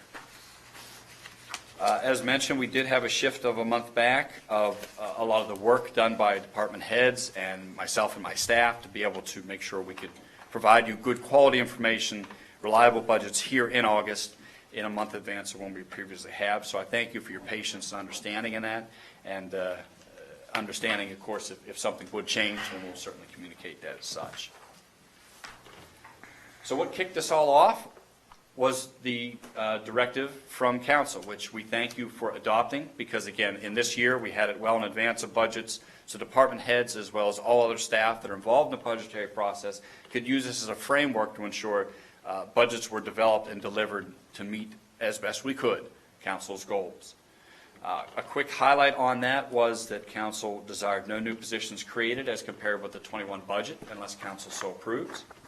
That no positions vacant for the entire period beginning 1/1/21 were filled unless council approved.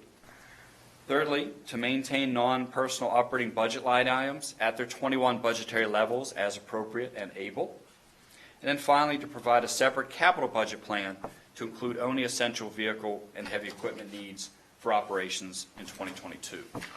After we get through this presentation, we'll be going through a draft 2022 plan, which will cover all the funds and allow additional time for you to take that back, digest it, and then recap in September. So delving into our budget details, prior to our meeting, we provide you with the summary reports, which we constructed and built for council last year. And those gave 2 years of history, 2 projected years, as well as the current year and next year that we're in projecting and proposing. This new format is much better. Thank you both for that, because it's, yes. Very helpful. We appreciate that, and we appreciate your regular feedback about it too, so we continue to make it a powerful tool that helps summarize, but also doesn't get too summarized that you're, understanding where we're going from an operations standpoint. Right. In addition to that, you also received our fine line item detail from our KVS systems, which reflects the hard work that all staff go through to build a line-by-line budget with thousands of lines of budgetary detail covering several dozen funds. So that is available for you as well. Certainly encourage you to read through that as you desire to get a further detail and understanding, and encourage any questions you have about that. Tonight's presentation is going to focus on a high-level discussion of our 4 utility enterprise funds, focusing on the major differences between 21 budget and 22 proposed budget, relating to our revenues and our expenses, any new initiatives, and changes in the operations or capital investment for these funds. As we had done with the previous presentations that we had in the previous year, we would ask that you compile your questions that you have and forward those to Nan. We appreciate them by September 3rd. That gives us time to assess and analyze them and get responses out for forthcoming workshop meetings as we phase those discussions in September and October. Certainly entertain questions as you have them as we go through things tonight. Certainly don't want to feel that no one has the ability to do that, and encourage you to do so if you do have questions as we go through or based on your reviews to date. And we'll try our best to answer those tonight and take back ones we need to formulate more research and response to you. And thank you for that. In the grand scheme of things, when you put the 4 utility funds together, they don't mean a whole lot. But we thought we'd kick off with just here's the total of what we're talking about tonight. Again, each enterprise fund is built to do its own thing, and we'll cover those individually. So in 2021, the budget for these 4 funds was $18.8 million, and that was $10.2 million for operating costs and $8.5 million for capital and related debt costs. These related debts are directly tied to capital activities. So in this year's presentation, we focused the debt out of operations into the capital-related discussion. So you get a better idea of the things we pay for out of pocket and the things we finance over time, whether that be short-term leases or bond issuances. In 2022, our proposed budget is down in both categories. It's down about $860,000 of expenses in total to a $17.9 million request from the department heads.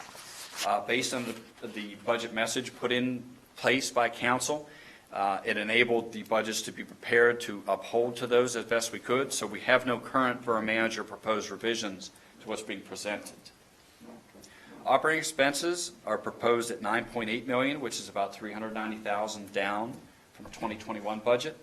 It's primarily two things, as noted. Budget or what your estimate is for the. That was against budget. Okay. 2021 budget versus 2022 budget. This is primarily related to two items. Our 2021 budget included the costs, which are substantial, in relation to our PUC water rate case for legal and engineering support as mandated to make those filings and support us through that process. In addition, about $155,000 related to reduction in sewer treatment charges for this year versus where they were budgeted for 21. We'll get into that in the sanitary sewer fund discussion. People stop peeing. People are using services or something. Yes. In relation to capital and related debt, we're showing a $470,000 reduction from 2021 budget, a proposed $8.1 million total. The decline is primarily related to our significant planned spend down of capital reserves in the water fund since the 2015 rate increase. We still did have a very substantial investment in 2022, as you'll see, but it is lesser than the prior 2 years as we had an implementation of an aggressive plan to use reserves going into the new rate case to get us closer to our 25% reserves policy as a minimum. So next slide, again, just to give you a quick graphic on what we're going to talk about. We're going to go fund by fund with these discussions, but the water and regional wastewater budgets that have been proposed for 2022 are based on a proposed expected utilization of carryover reserves. The water fund, again, to bring that down to more of a minimum level as we wait for the pending PUC rate case increases. And then the regional wastewater is under agreement with our different municipalities that we keep $100,000 as liquid cash for emergencies in the fund. So as we address regional waste and we see that there's excess carryover, we then reduce the charges to the municipalities to bring the carryover down to $100,000. Just as a quick note in relation to the regional waste, I know there has been discussion in the past about why don't we carry funds in that fund.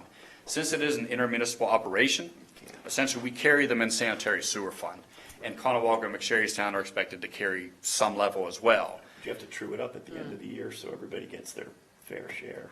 We true it up based on a budget looking at a prior year flow. In the case we would ever have to have an accounting for someone wanting to exit the operation, we would have a consultant to assess us with a formal assessment on full audit of those funds. But based on the limited impact that Conewago and McSherrystown face from having a regional treatment plant, there would just be no feasibility for them to leave and open their own plant. In relation to sanitary sewer fund, you'll see a surplus is being created this current year, as we've had the last couple years. We've had a significant amount of new sewer connections within the borough, Cherry Tree 4, Cherry Tree 5, some of the other efficiency apartments going into place. These have been adding to our bottom line over the last couple of years. We predict that's going to continue at a slightly lesser extent through 2026, and then those revenues will disappear almost completely.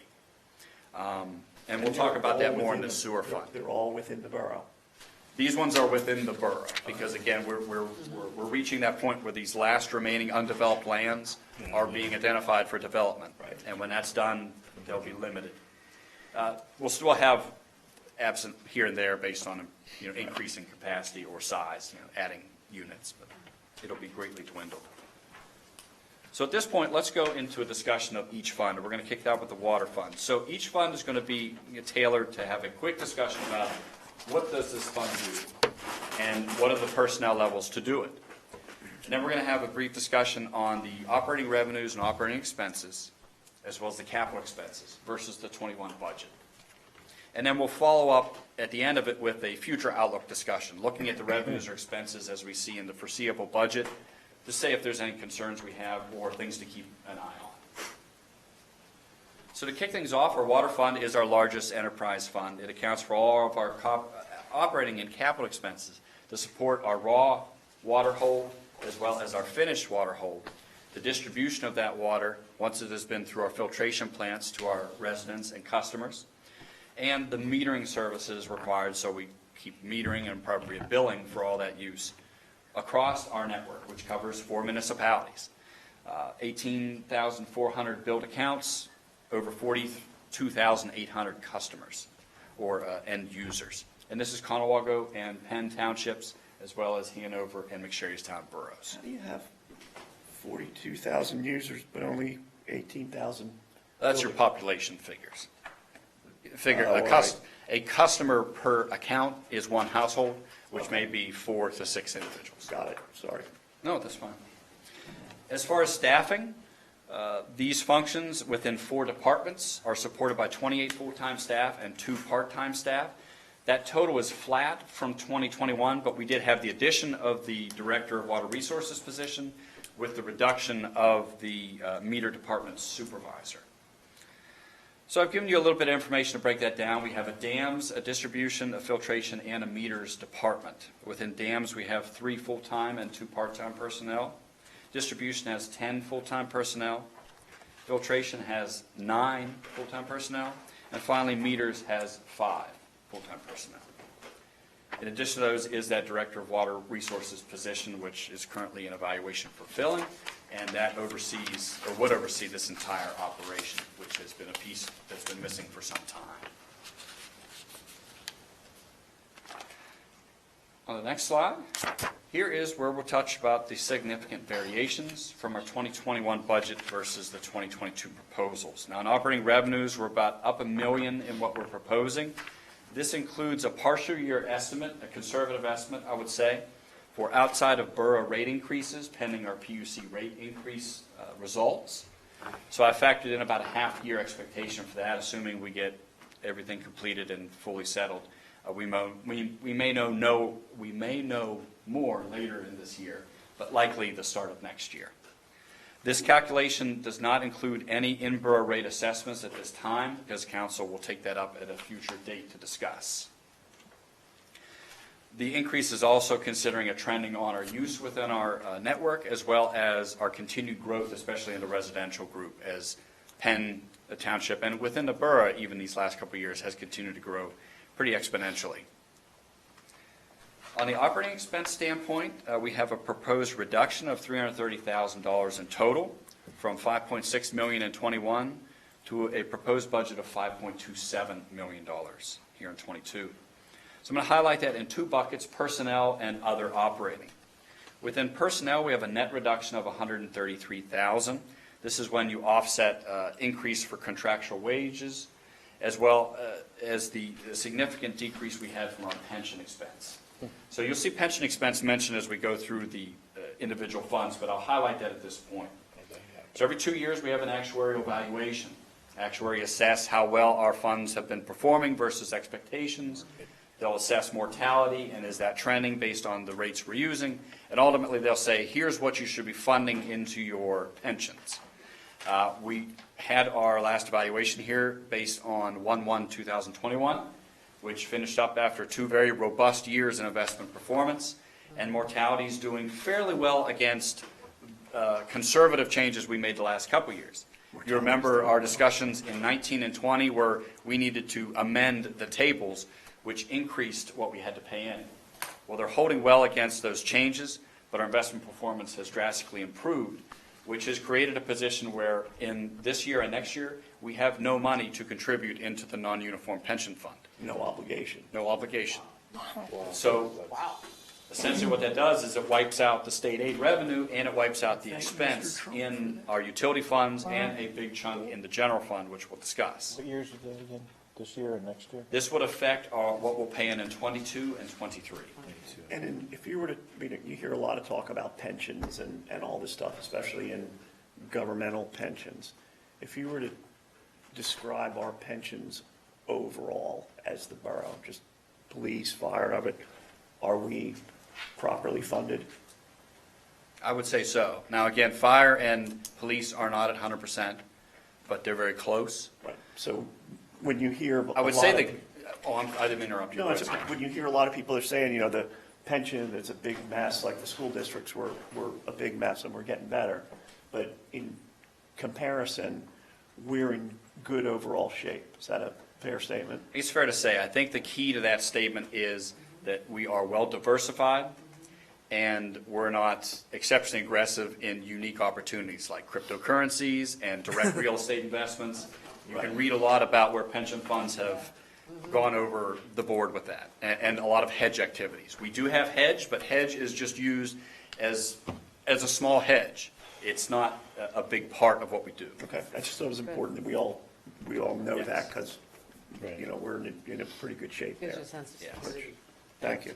So what you'll see in each of the funds we discussed, this is a common theme here, that the pension cost drastically increased in this budget So we're that was the presenting, main cost driver. which is a big impact with the personnel side of it.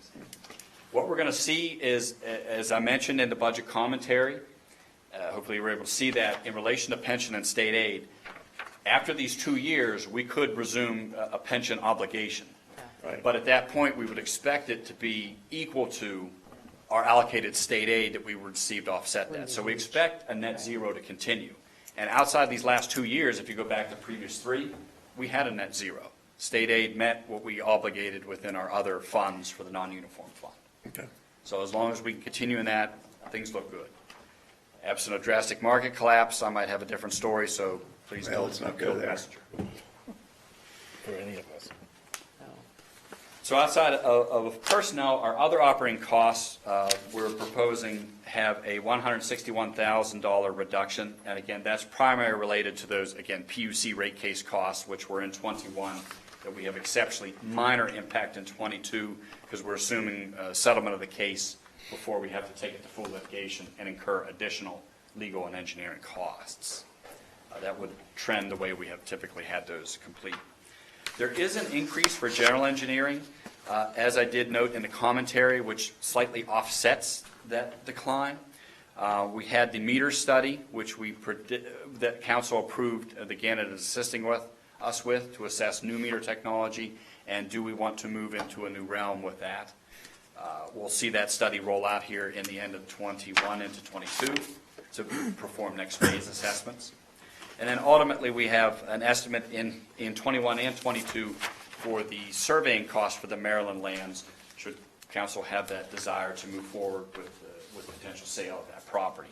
That survey cost in total was about $57,000, and we have that estimated at this point split equally between '21 and '22. But we're not obligated to that spend. No. Okay. As with any of these contract amounts, the obligations will be set by council actions or water sewer committee recommendations to council to act upon. So again, those always will have that ability to come back through for deliberation discussion before they go forward. Next, we have our capital-related debt. That has declined about $410,000 versus prior year budget, 5.93 last year. This year's budget is proposed at $5.52 million. So we'll cover the 3 major categories here, infrastructure being one of the biggest, and this looks at primarily our investment in the water distribution mains. This is cleaning and reline lines that have good structure, that can be cleaned and relined and prolong their life by upwards of 40 years, or ones that don't meet that criteria, that based on cracks or flow issues or needing to upsize, need to be replaced. So in relation to the budget, as I mentioned earlier, we're continuing the planned use of water reserves to bring us down to right about that minimum level of reserves, the 25% of expenses. And this puts us to the tune of about $3.26 million in investment for 2022. In comparison, we were just about a similar amount of $3.4 million and $3 million in 19 and 20. I'm sorry, in 20 and 21 for what we project. So it keeps us in that general ballpark, a little lessened, but this will be that last major year before the income generated from rate case starts to come in, and then we have an annual spend that we're going to be working towards.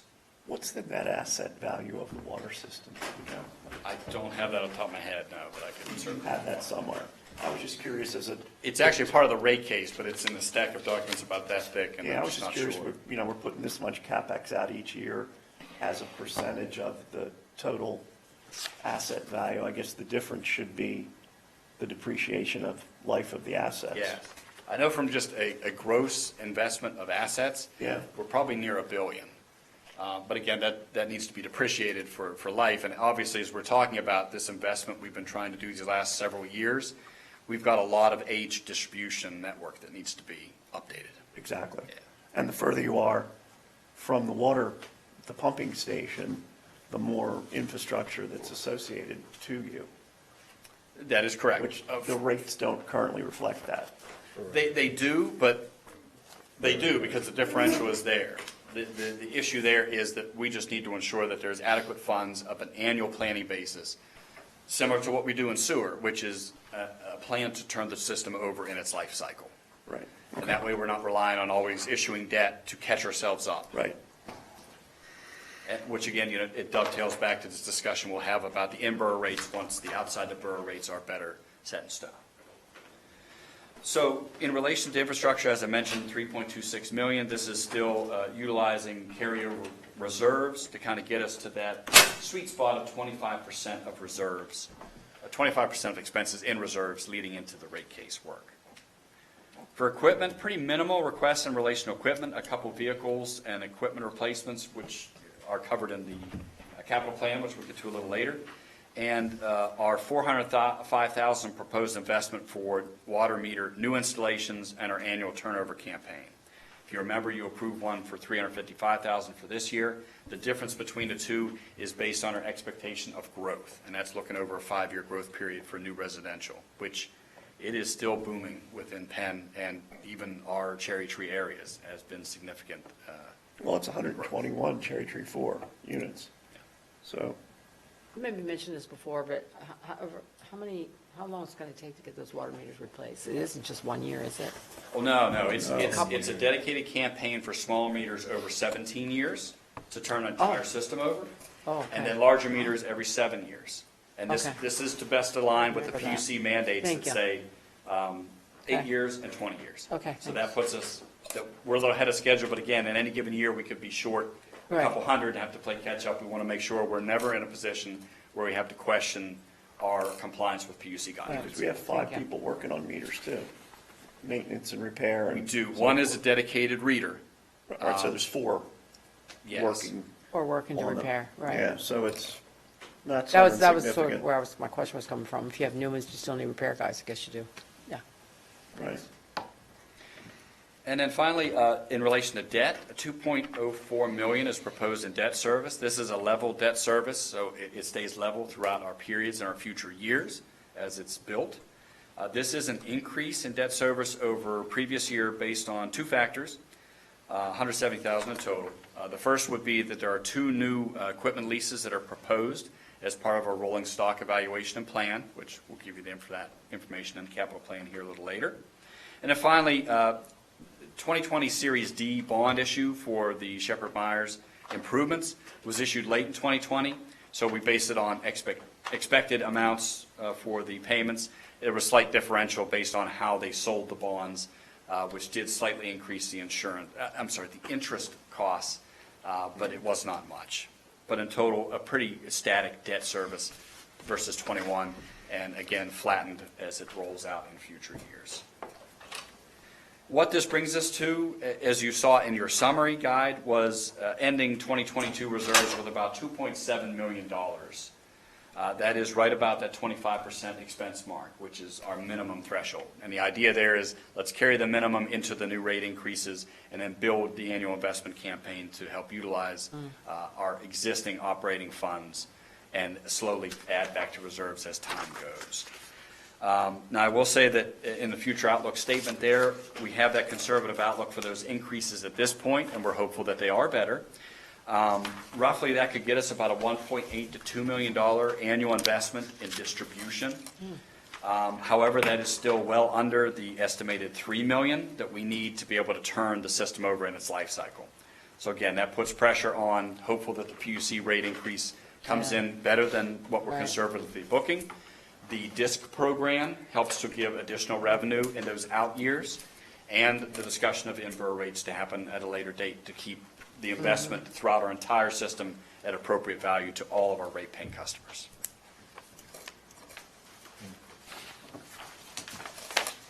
Moving next, we have the Regional Wastewater Treatment Fund. As mentioned earlier, this is an intergovernmental operation. The borough, as well as portions of Penn Township and Conewago-McSherrystown, send their sewer to the regional treatment plant for treatment, for management and treatment and disposal. As I mentioned earlier, the debt that we have, I didn't mention this earlier, but all debt that's related to treatment plant improvements and facility improvements is essentially carried for in the sanitary sewer plan. The idea here is this is participant debt. It's essentially burdened by the participants in the plant itself. So sanitary sewer fund makes all those debt payments, and then the relating municipalities, both McSherrystown and Conewago, have paid their fair share of those improvements already. Penn pays theirs as we bill them for what we treat of theirs as we go. Because we have a back and forth arrangement with them. They do some for us and we do some for them. That's correct. Right? That's correct. We each do some for each other, and we each bill each other for that process. We do a lot more Penn than what Penn does for us in relation to treatment.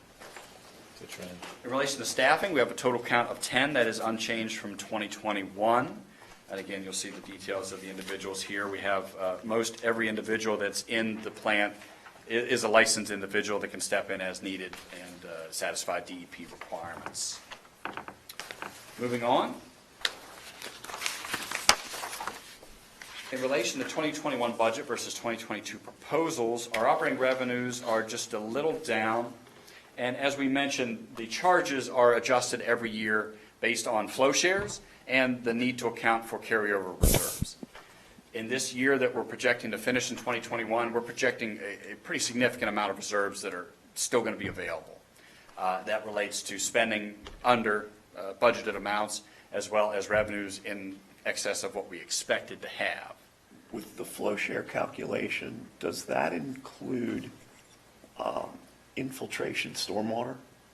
It does, because the meters that assess that are right before the plant for all the trunk lines that come into the Okay, so we're measuring plant. sewage. It's not an indirect calculation based on water usage. That is correct. Okay, thank you. It is a set, water treatment is, the information is all funneled together, so it's a complete comprehensive look at what we're billing for versus what's assessed to be expected I&I in all our jurisdictions, and then the final metered amounts that come into the facility for the treatment. And those final metered amounts are what go to the billing assessment. Got it, thank you. Yeah, you're welcome. So this decline in the charges that we're seeing in the revenue really relate to adjusting those revenues to use those reserves. And we'll see that in the sewer fund side because their expenses are declining because of those charges. On the expense side, we are showing a slight increase, a 2.8% overall increase, or $60,000, to a proposed budget of $2.14 million in operating expenses. So again, we break that between personnel and other. Within personnel, we have a $34,000 increase, which is an overall increase and offset of two items. Number one, our contractual and estimated pay increases for 2022, partially offset by the reduction of pension costs, which, similar to the other funds, is zero for 2022 and will be in 23 as well. In relation to other operating costs, we're seeing a $26,000 increase that's being proposed, and this is primarily in relation to three one-time initiative studies for waste and energy and surcharge revenue assessments. These are going to be further discussed at upcoming Water and Sewer Committee meetings so they can be better fleshed out in more detail.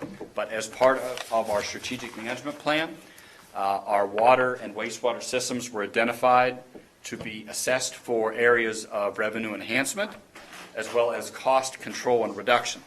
And these three studies would look to do those two things. Those studies are proposed at a cost of $57,200. Again, they would only be obligated when those contracts would be approved.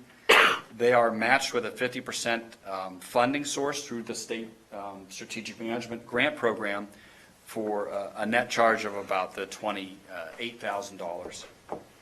So is And that then cost 57 or is half of it? I'm sorry, one more Is time. that half of it? Is that amount? $57,000 is the full Oh, study okay. cost. All right, Because thanks. the full cost is in Right, the okay. expense, Thank and you. then there's a matching 50% revenue Okay, thanks. in the capital-related revenue. And then that increase is partially offset with a decline in our electric budget based on continued trending since the improvements were made several years back, and our long-term contract rates we're seeing that get better. And we got those new electronic pump motors too, which you should see some electric bill savings. Well, we're going to be seeing that more into the next year, because that was part of the capital activity that has slid because with COVID and with the other concerns with the plant improvements, they needed to get everything done with the issues we had because of the emergency flooding. They had to get it all fixed and satisfied before we could then look to evaluate how to change the pumps to make sure that that would never happen again. So in relation to capital-related debt expenses, slight reduction from the 21 amounts, around $222,000 total. Big chunk is $179,500, which is a remaining engineering and estimated contract for these sludge pumps that were scheduled to be looked at and replaced in 21 that's partially sliding into 22. In equipment, we have a SCADA network server that needs to be replaced, as well as new licensed software put on that server. Estimate is about $42,500 at this time. They are evaluating that for cost reductions, though. The current system is a 2 redundant server network, and the goal is to simplify that to a single network, reduce license costs, reduce warranty, and reduce hardware, as well as support. And those are all going to be internal hardware. You're not looking at Microsoft or Amazon hosting this stuff for you? No, this would be an internal, an on-site SCADA network, so they can manage the SCADA network details on-site. And then finally, debt service is very limited, regional waste, really just a couple municipal equipment and vehicle leases that they have. So $62,500 is the amounts that are due on the leases that have already been issued. This will propose to end us with about $100,000 reserve, as we have in those agreements. And in a future outlook, we do not have, at this point in time, any really foreseeable major capital investments for the regional waste plant after its post-upgrades. Again, there will be facility improvements such as roofs or other natures that will occur, but those should be funded out of just general budgetary operating line items. So they'd be expensed in the fiscal period? That would be the expectation. We just don't currently see any general obligation needs in this foreseeable future. Moving into sanitary sewer fund. So this accounts for the collection of all of our wastewater within the borough and some parts of Penn Township, and a conveyance to our plant. As mentioned, all the debt for the regional waste is paid by sanitary sewer fund as participant debt. There are 9 total staff members that are directly associated with this group, as noted, and they have oversight from the sewer and water treatment superintendent at this time. Director of Water Resources will also help in this oversight function in the future. So is the cost of the director split between the two? It is. Okay, The director is allocated amongst multiple utility funds and functions. All right, it just wasn't stated here. It's also worth noting that this staff also performs the responsibilities relative to the Stormwater Authority, so their costs are shared between those functions based on the actual work that they perform for those functions. We tend to have a budgetary expectation of a 60-40 split, 60% in sewer, 40% in stormwater, but that can ebb and flow between 50 and 50 and 70-30 based on the actual work that they do in the field. But 60-40 gives us a nice middle-of-the-ground cushion. Next slide. In relation to our operating revenues, no change proposed from the previous year, no change in any proposed rates or charges at $4.9 million. In relation to operating expenses, we have a reduction of about $160,000 to a $2.37 million proposal. In relation to personnel, that's an overall $21,000 reduction, mostly related to the pension reduction as we talked about earlier, slightly offset with our contractual and wage increases for staff. For operating expenses other than personnel, we're looking at about $142,000 reduction, and that is primarily related to the sewage treatment costs that the regional waste is charging. And again, as we mentioned, since there's a large carryover within regional waste, the charges have dropped. We expect them to return to more historic levels in 23, which are really in line with where the 21 budget is. So then the operating expense being down, it's primarily from the reduction in pension contributions and the truing up, if you will, of the regional water treatment than any basic structural changes. That is correct. All right. That is correct. On the next slide, we'll cover the capital-related debt items. $2.25 million is proposed, just slightly down, $70,000 from the previous year. In infrastructure, we continue our annual budgeted expense of about $400,000 to essentially turn over our main system, our sewer main system. And this is based on primarily lining those lines. Sewer lining has a much greater structure and integrity than a water lining does. With sewer, you can line the pipe, the outside can break away, and the interior lining serves as the remaining pipe. Water's a little different, so it's more touch and go with replace versus line. Is there a what's the lifespan on the lining? It's in that 35 to 40 year time frame. So again, it essentially creates that additional life. So the idea behind the $400,000 plan that was established with the rate increases that went into effect in 2018 were to create that amount of annual campaign to turn the system over in a 35 to 40 year lifespan. 2022 will mark the 5th year of the program, which will allow us then to have a step back assessment to ensure that we're currently meeting our goals and that this investment that we have established is going to turn that system over as we had predicted and proposed at that time. Do we have a way to evaluate these linings for sewer and water? How long they're, I'm not quite sure how to describe this, how they're holding up. AJ, this may be more of a you type of question that we're assuming they're going to last 35 or 40 years, and after 5 or 10 years, this is the amount of degradation that we see, or? Yeah, so these are kind of just like everything else that we have in this type of budget, where you have to constantly monitor as you go along. You go off of your best guess, Right. What has historically happened. Some equipment now is made better and does last longer, but then others are dramatically shortened in lifespan. So, yeah, that's why these things are constantly evaluated and these lists are tweaked all the time. Okay. But the 35 to 40 year plan was essentially assisted by our engineers based on what the Right, and industry it's standards for that it's far service broader is. than just us. I mean, this is, okay. Yeah. And again, the whole idea is properly inspecting, ensuring the work is done to quality and spec, and then therefore we would expect that lifespan to continue. Okay.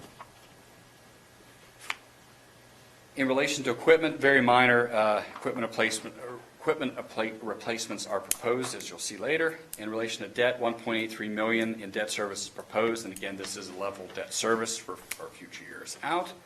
And apart from the equipment leases that we have, there does not appear to be any direct general obligation needs for debt in the future, similar to regional waste. This will propose we end 22 with about $4 million in reserves, which would be 87% of our expenses, so quite a bit more. Again, this is accumulation of, as I mentioned earlier, the significant sewer connection charges that we've had the last couple of years that will continue to dissipate until we get to 2026 and then disappear. And we no longer give the builders back that sewer money over time, correct? No, that was a water consumer Or deposit. water, I'm sorry, okay. Yeah, But that's done, that's expired too. For non-bona fide customers, that's correct. Okay. So in relation to this, we're still accumulating some reserves, but those will be used when we get into the later years of projections, 25, 26, and outward. So we should not have any need for any discussion of sewer rate changes for some time. Good. And our last fund is going to be a quick review because, again, it is small, is our Market House Fund. So this covers our lease stalls for our vendors at our Market House operating on Saturdays. It's directly supported by one part-time market master. So our revenues are proposed at $50,000. This does include an annual and daily stall rental charge increase. The Market House has historically worked on an every other year increase, so the vendors are aware that this is the standard practice. 2021 was also slightly declined because we had the COVID-19 credits that we gave returning vendors. So based on our closure periods, we offered them essentially a rent credit against their 21 rent if they came back. So our revenue was down from that perspective. Expenses are pretty comparable to where they were in 21. We just had some minor increases for the personnel allocations, especially for public works and finance staff. for the functions that we assist in a centralized manner with the market house, with repairs and maintenance, as well as processing of payables. The vendors there, they seem to be more, and We have more. We definitely Yeah. have more. Yeah. And good ones. And they want to be at our market, which I talked to a couple of them on Saturday. They yeah, wanna be at our absolutely. So it's, and this is in the last few months. Yeah, It seems right. to have Getting full. picked up, so Yeah. that's good. Gives Barb and I something to do on Saturday mornings. And you. Keeps you off the I go a street. lot earlier than you. Well, it's, Go earlier than you. 6. So we proposed N22 with about $39,000 in reserves. Now, this is quite a bit, it's 75% of the expenses, but as you can imagine, 39,000 reserves is very minimal.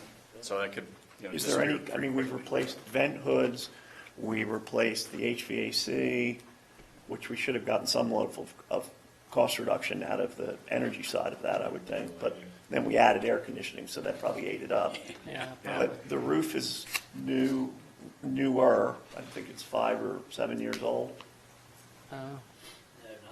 It's good. Yeah, we're good. It doesn't leak.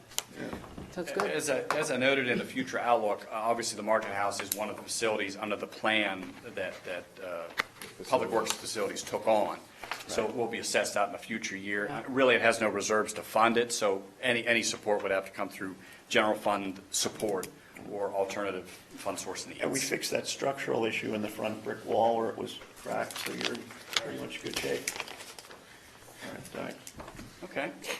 So as again, just to kind of recap, next slide, please, for the upcoming meetings, we'll again meet in September to discuss the general fund budgets. And of course, we can then report back to any questions you have in relation to these budgets, which are going to require more research or detail, and also give you an update in case anything has drastically changed with regards to expectations for 21 or 22 for the plan.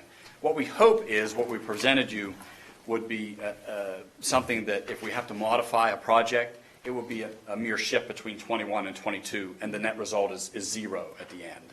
Because based on timing, weather, contracts, we might have to push jobs into 2022, or we might be able to wrap things up earlier than what we thought. But we certainly will highlight anything that goes beyond that to you as we come back in September. Our discussions in our month follows could relate to any personnel discussions you want to have, or looking at initiatives or studies or capital changes. So certainly that will be at your discretion as we proceed through the months ahead. And then, again, we ask that if you have more detailed questions about the budgets, and certainly we want to entertain anything we have tonight to discuss, but we appreciate you, forwarding those to the borough manager as you can, so we can prepare responses to them as need be for the group. Should they go to Nan or to you and Nan? If you can include me on the email, but just make sure Nan is a centralized contact. And obviously, what's next is you have discussion and deliberation, and certainly open up if you have any questions immediately tonight in relation to these budgets. And I'm sorry, I wish these weren't so long-winded discussions, but I mean, it is a lot of activity. It's a lot of. You have provided with a wealth of $40 million. information. And certainly, thank you very much for coming prepared with what you've read, and then taking the time over these coming months to hone in any questions you have. These that we- printouts Information was things were very helpful to go through. It was very helpful. Yes, thank you. And then your presentation tonight, it all just sort of rolled together. it's good, with it's this concise. presentation. It was good, very concise, and I appreciate making two parts. Good. And any immediate burning questions right now? Nope. This one's obviously a little bit easier than one we'll do next month with general fund, because Oh, yeah. again, the You picked structural the easy one deficits are first. still there. Yeah. The struggle to satisfy public, safety expenses with, limited tax revenue that is flat Hard. is difficult. So we have a lot of difficult discussions to hold, but we'll take a breather for a month and have those in September. Thank you. Thank you very much. Okay, we're back to our agenda. The Public Works Department, I think that would be AJ, the transfer Oh, station. I'm sorry. I'm sorry. Did you want? E2 is draft capital plan. Oh, right. Oh, forgot that. Okay. All right.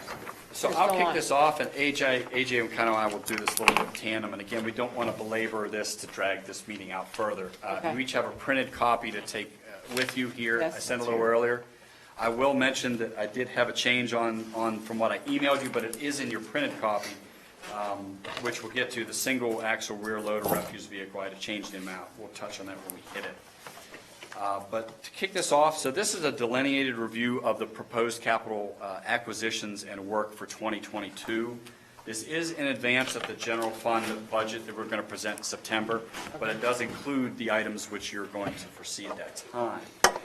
So we will have an additional recap presentation in September to kind of give a bigger picture look at how this relates to where we've been in the past, where we're going in the future, because with our rolling stock, it is a very long-term capital plan that we've built, that we first built in 2017, and have gone through 4 major revisions since, but feel it's in a comfortable spot and more in a maintenance mode at this juncture.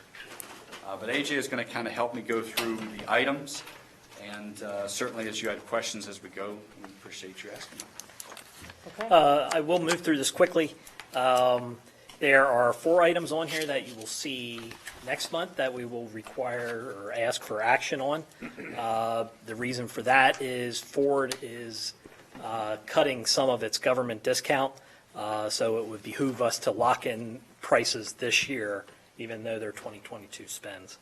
And we will point those out as we go. There's one item that we would request action on tonight, but that will be followed by this and another budget.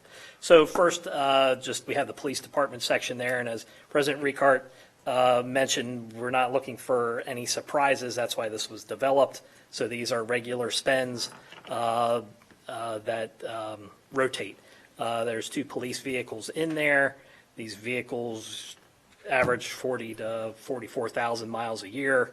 We're looking to replace 2 of those and 2 police cameras, in-unit cameras. These costs include everything for these vehicles.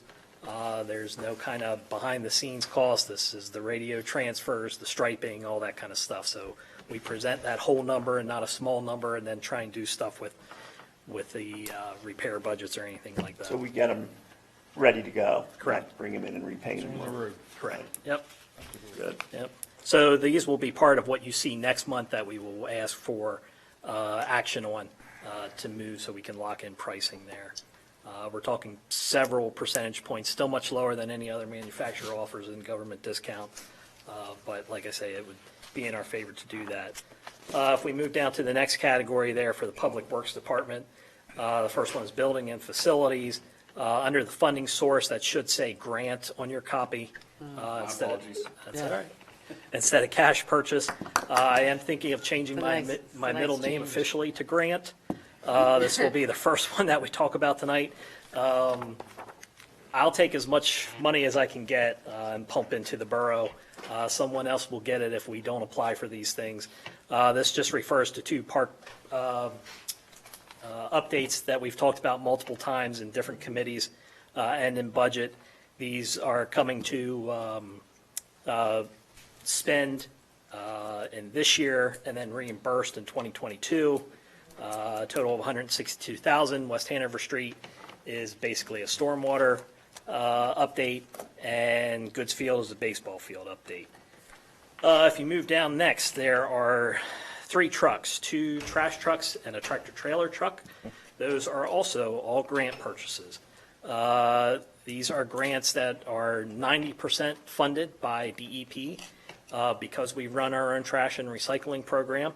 What this allows us to do is take these out of the regular capital spend, and instead of budgeting $288,000 for a new truck, we're budgeting $28,000. These are also, these first 2 were approved in 2021 with the grant that was already approved. Because of COVID, things are delayed, so the spend may actually happen in 2022. But we just wanted to put this in front of you in case you see that for next year. The single load is a replacement of a 2009. It is 2.5 years ahead of schedule. But again, while this grant is available and we can get 90% funded from the state, we would like to do that. And we'll have the final decision on that in 2022. We go to DEP coming up here in September to have these asks. And we know we're going to get the grant money. There's not any risk that we buy it and then we don't get the grant money. We would not, it's noted here, I would not purchase this out of schedule unless I get the grant. Correct. If you move down from there, We have a dump truck with plow. This is one of the major ones, one of the big tandem axle dump trucks that you'll see for plowing snow. This is the one that we have in stock, 2001, 20 years old, frame rot, a lot of salt deterioration happens there. It's, kind of natural thing. That'll be a regular ask in 2022. Skid steer is like a little Bobcat unit. It's also a multifunction vehicle. An F-250 truck, part of our regular replacement plan. Transfer trailer goes out to the transfer station. Same thing. Those accumulate rot over the years. We replace on a regular basis, then we don't have the surprise cost of replacing a whole bunch of them at one time. Just below that, that's one I want to draw your attention to. Transfer station facility compactor, that's replacing the main compactor unit at the transfer station. This was provided in the budget materials back in 2020 for 2021 to be purchased in 2022. We're running up against the same thing here. We have a memo that follows. We will ask for action tonight to move this to council to go ahead and place the order for this so we don't lose the good financing that we have available this year. And the astronomical climb in metal costs, it's guaranteed to go up over $20,000 if we cannot lock this in. Oh, come on. Wow. It's already. Saying 10% of the purchase price of the equipment is from metal increases? Yep. Wow. It's already no increased 20,000. Yeah, from about 2 months ago. Wow, Inflation. Yeah. that's a lot. It's crazy. That is crazy. We'll go up under What liquid. is, maybe we'll get to, we'll have a total for, trash, for CapEx for trash. You have it by enterprise, if you will. We can get to that later. I'm Yeah, sorry. so in committee, we do that breakdown. Okay. Like I said, this is one of those things we want to put through to lock in those costs and that rate. Got it.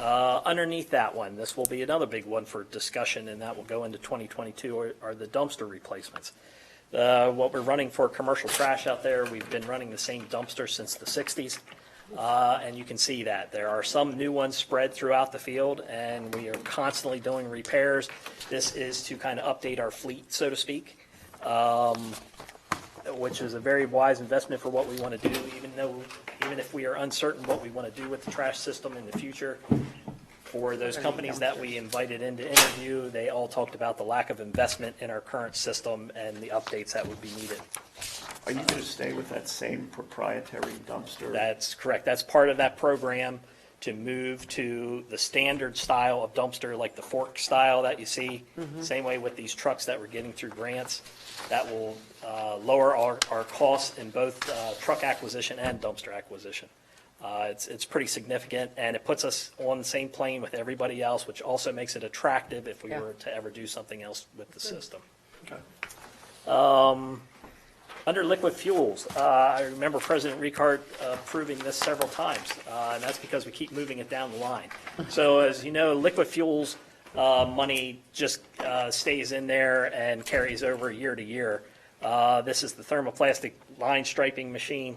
As other projects have come out, we've kind of pushed that back. So like the bridge project, paving Chestnut Street, those kind of things. So that's still in there. And like I said, that's liquid fuels money. So that's hopeful for a 2022 purchase, if we can find the right vendor and the right price. And we will keep you updated on that. Get you away from the paint. Correct. Yeah. Are you able to get the paint now? Yes, yeah, it still takes about a month to get paint, but it's another one of those items affected by COVID. Right. Can't get the dyes. Let's see. That takes us into, the actual road program. So again, we generally budget 80 to 85,000 for the road program. We kind of add and subtract as we need to. Again, this comes out of liquid fuels. Whatever we don't use carries over. We are trying to create a little bit of a carryover there for Eisenhower Drive. That's one of our big traffic roads that is not affected by utilities. So that will all be on us. Everything that we do within the borough, we lean on Columbia Gas and our enterprise funds to cover that kind of work.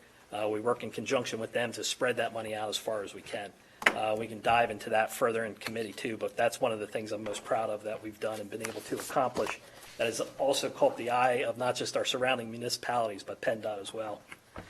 Just as an aside, you were Good. talking about water line replacements and sewer line replacements. So we have, well, there's state and federal, or there's borough and not borough roads in the borough. It's this $85,000, does that put us on the annual, the right amount to keep the roads in better condition than they are? Not even close. Right, that's sort of where I was. Bucket. What it allows us to do is piggyback off the gas company and kind of expand what they are legally obliged to do. Right.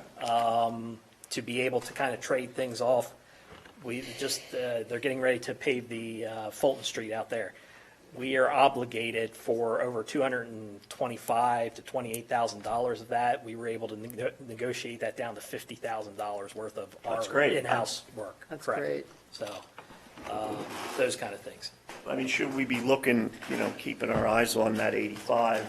Should maybe be, I don't know what it is, but 85 doesn't seem like, Yeah, and to that. Bill's point, that that's is- like paving the That's parking lot based at the on Young your- Manor. fuel. And that is what comes in through liquid fuel, so we Yeah. don't have a lot of control over that. We can supplement it with general fund, which Sam will go over next month, where we do supplement some of that with general fund money. But yes, but I would highly recommend that we don't even consider that until Columbia Gas is out of town, because we don't want to spend that money and then have them come back and Dig it River up, Street. yeah. Yep. Right. All right. But yes, that's definitely a look for the future. I think Eric's going to handle these I'll next go couple ahead and ones. tackle these through, Okay. and Eric, if I need you, I'll. Oh, we bought turbo Have a meters full already. I thought we assist. just bought them. I thought we bought those, just. So real quickly, in the water fund, we've been annually replacing some Turbine obsolete meters. turbine meters. We did 5 in 2021, and there's 5 more proposed for 2022. This would wrap it up, and we Okay. use the remaining ones, the parts to service the other ones due to obsolescence. Now, obviously, we want those to be up to date with the filtration plant. Kitzmiller Dam improvements, this is set to more formally go before Water and Sewer here in September, based on previous month's council, to address the engineering contracts and better understand the projects from their standpoint. It is in the budget here proposed under what we had brought before council last month as kind of the high watermark. The end results of that will likely reduce that project. But this is an estimate of what we'd expect to fall into 2022 if we can get a jump start on things in 2021. And again, that's construction repairs to that dam, so it can be in DEP's good graces. Next, we have a request for. Sam, just real quick, I mean, just so I understand the capital expenditures here for the water fund, wouldn't these items be under the presentation you just gave on the water fund and equipment and debt? They essentially are, It's just detailing them here. yes. Okay. In the presentation, I just gave a very high-level overview, and then this is just a delineated plan. Okay. All right, I'm good. In relation to the caretaker property, it's been proposed to replace the gas furnace that is in place and also add air conditioning unit to that property. That's an $8,100 investment. And then the last piece of buildings and facilities is a Clear Lake intake study. We've had some discussions here and a Water Sewer Committee more specifically about possibly lowering that intake and taking Use the more whole out of depth, Clear Lake. right, because we only use, what you say, Chuck, a quarter of it now? I don't know, it's like 30%. Not much. It's So not this would much. be an estimated cost to have an assessment plan to help design a response to that. 50% of this would be funded through an STMP grant submission that we are expecting to make. Sorry, but that would include the start of the design? Or, My understanding is that would involve. I've fallen out of sync with that whole project, and I'm maybe. Okay. Now, this would involve the feasibility to assess what a project would look like. Yeah. And then a more formal design package for permitting would be something separate. Okay, okay. I do think it would do some preliminary engineering. Yeah, I would hope. Yeah. As part of the Yeah. evaluation, it would start to work through some of the preliminary engineering on what Right. it would look like, and then you would move it forward there. Up to this point, Conceptual it's been kind of tracking as a no-brainer. Yeah, there's no reason you wouldn't do it. Why spend 39,000 when we've already committed to doing it? So I'm hoping there's what Mr. Maines alluded to. So you actually get a Yes. design, not a feasibility study. Well, it's going to come to the point where this result should tell us exactly what we should expect to invest to do this. It just won't have the specific design at a permittable standpoint to submit it. Yeah, No. I'm sorry if I misspoke that's there okay. about it. Nope, we're good. In relation to water pipelining investment, we have about $2.9 million here. Again, this is for that continued annual spend that we've had the last couple of years for reserves that have accumulated, as well as the completion of some rollover projects that are expected to start here in 2021, or have started, and will wrap in 2022. About 706,000 of that. And then an estimated 2.2 million in new proposed projects for replacing lines or lining lines. And then in relation to fleet and equipment, I'm going to kick it back over to AJ here for these three guys. So next we have still in water, a cargo van. That's one of the vehicles that will be brought before you next month to ask for movement there. We're replacing one that already has 115,000 miles on it, so it'll be way up there by the time we get around to replacing that next year. A dump truck with plow also in the water rotation of dump trucks.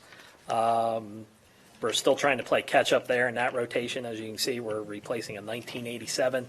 If you remember Councilman Noble, he used to say, that thing sounds like it's going to take off when you start it. He was ready to replace that quite some time ago. We have a backhoe there for the regular rotation. In there, 46.9, again, replacing one that's kind of been left back, 1998. By the time you get to a 1998 backhoe, that's some pretty used up equipment that you're working in there with not many pieces still hanging on.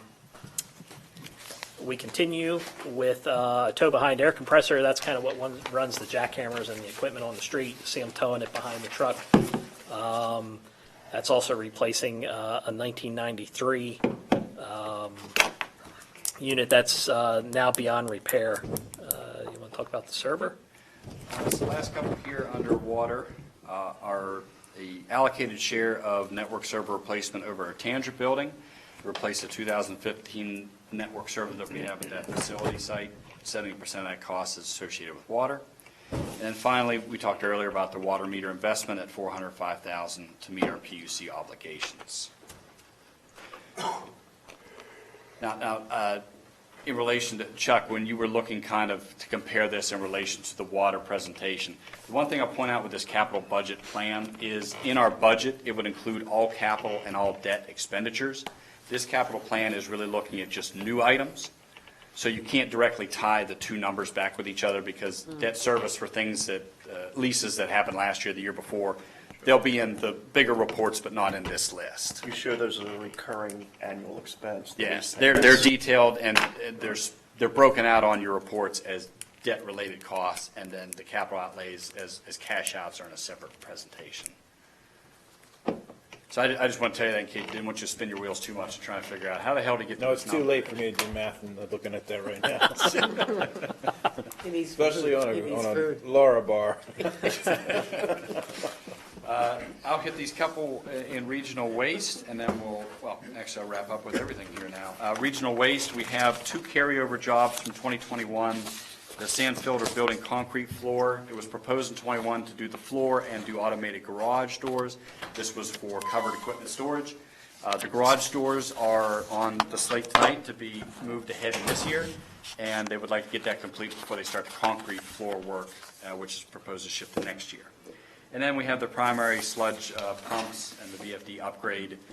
As I mentioned, the whole process here was slowed down by COVID with addressing the loss we had at the facility, and the goal was to get that all wrapped up and tidy before it moved ahead with the study to figure out what we need to do to change to ensure that can't happen again. And then finally, we have the SCADA server, which I mentioned earlier in the presentation. We hope that number is going to decline versus where it's at, and I'll report to you again on that next month. Lastly, within the sewer fund, pretty limited activity here, our annual $400,000 investment campaign that we have. And then two minor equipment purchases. One would be a portable mini camera replacement, replace a 2004 unit. This is what goes down into the lines, and specifically being a mini camera gets down into the lateral areas where a larger camera won't get to.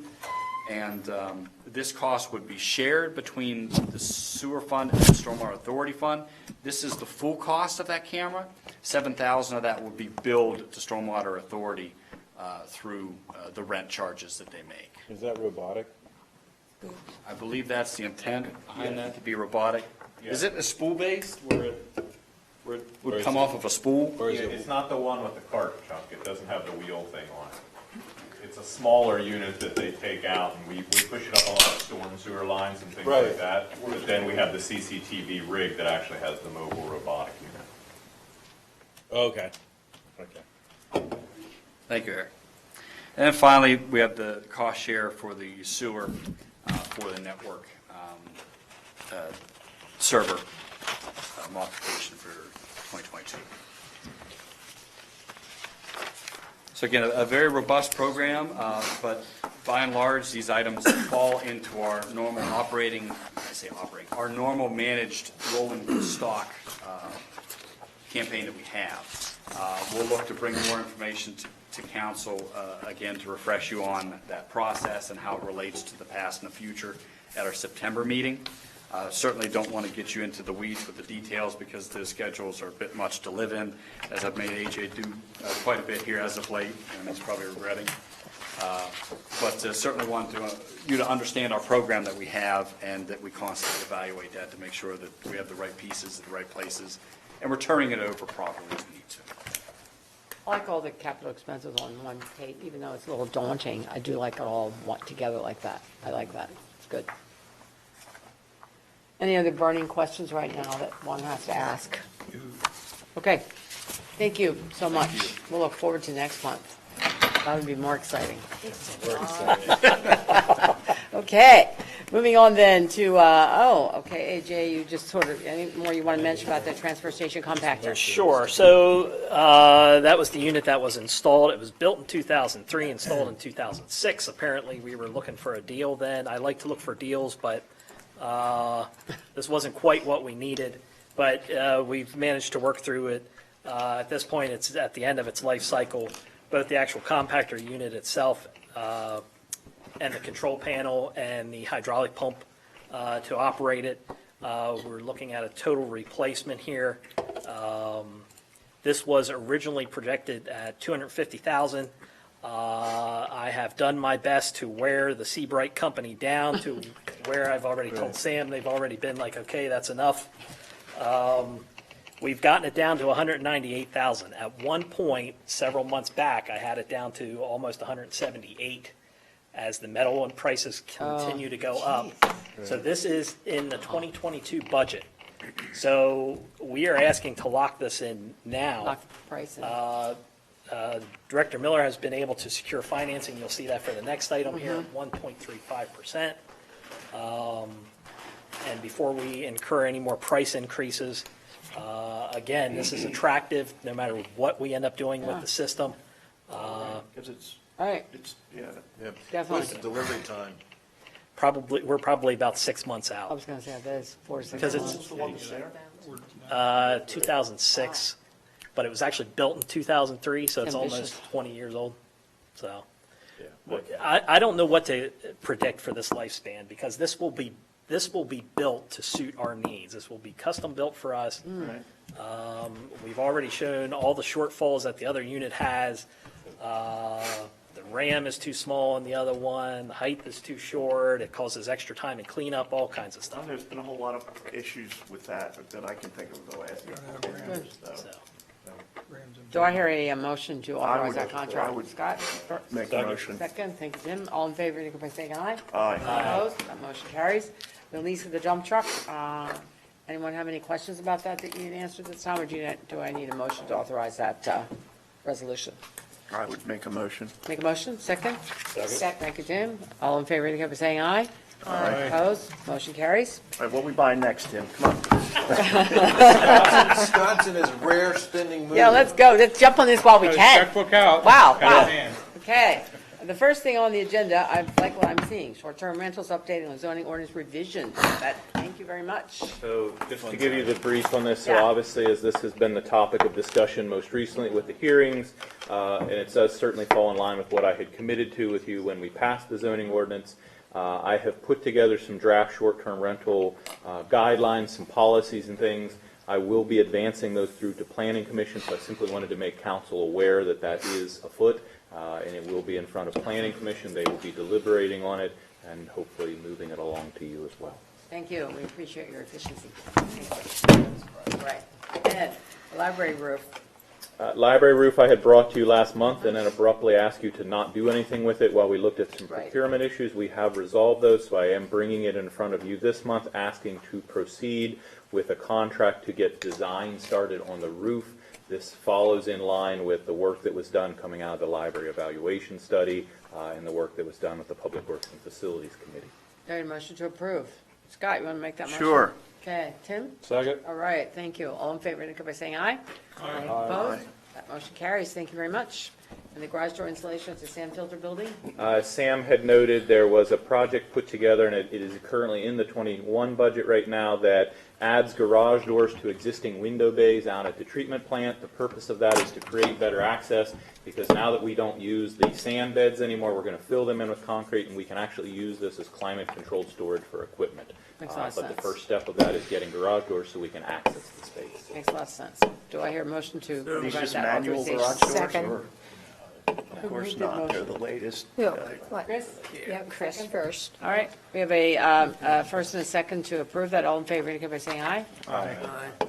And the last one, dam shed roof replacement. Authorization. Go ahead. Yeah, this was also programmed into the budget. This is basically to replace the roof out there at the LBS Right. shed. It's used by Public Works, it's used by the Water Department. It is keeping our equipment out of the weather, which is certainly something council has expressed interest in.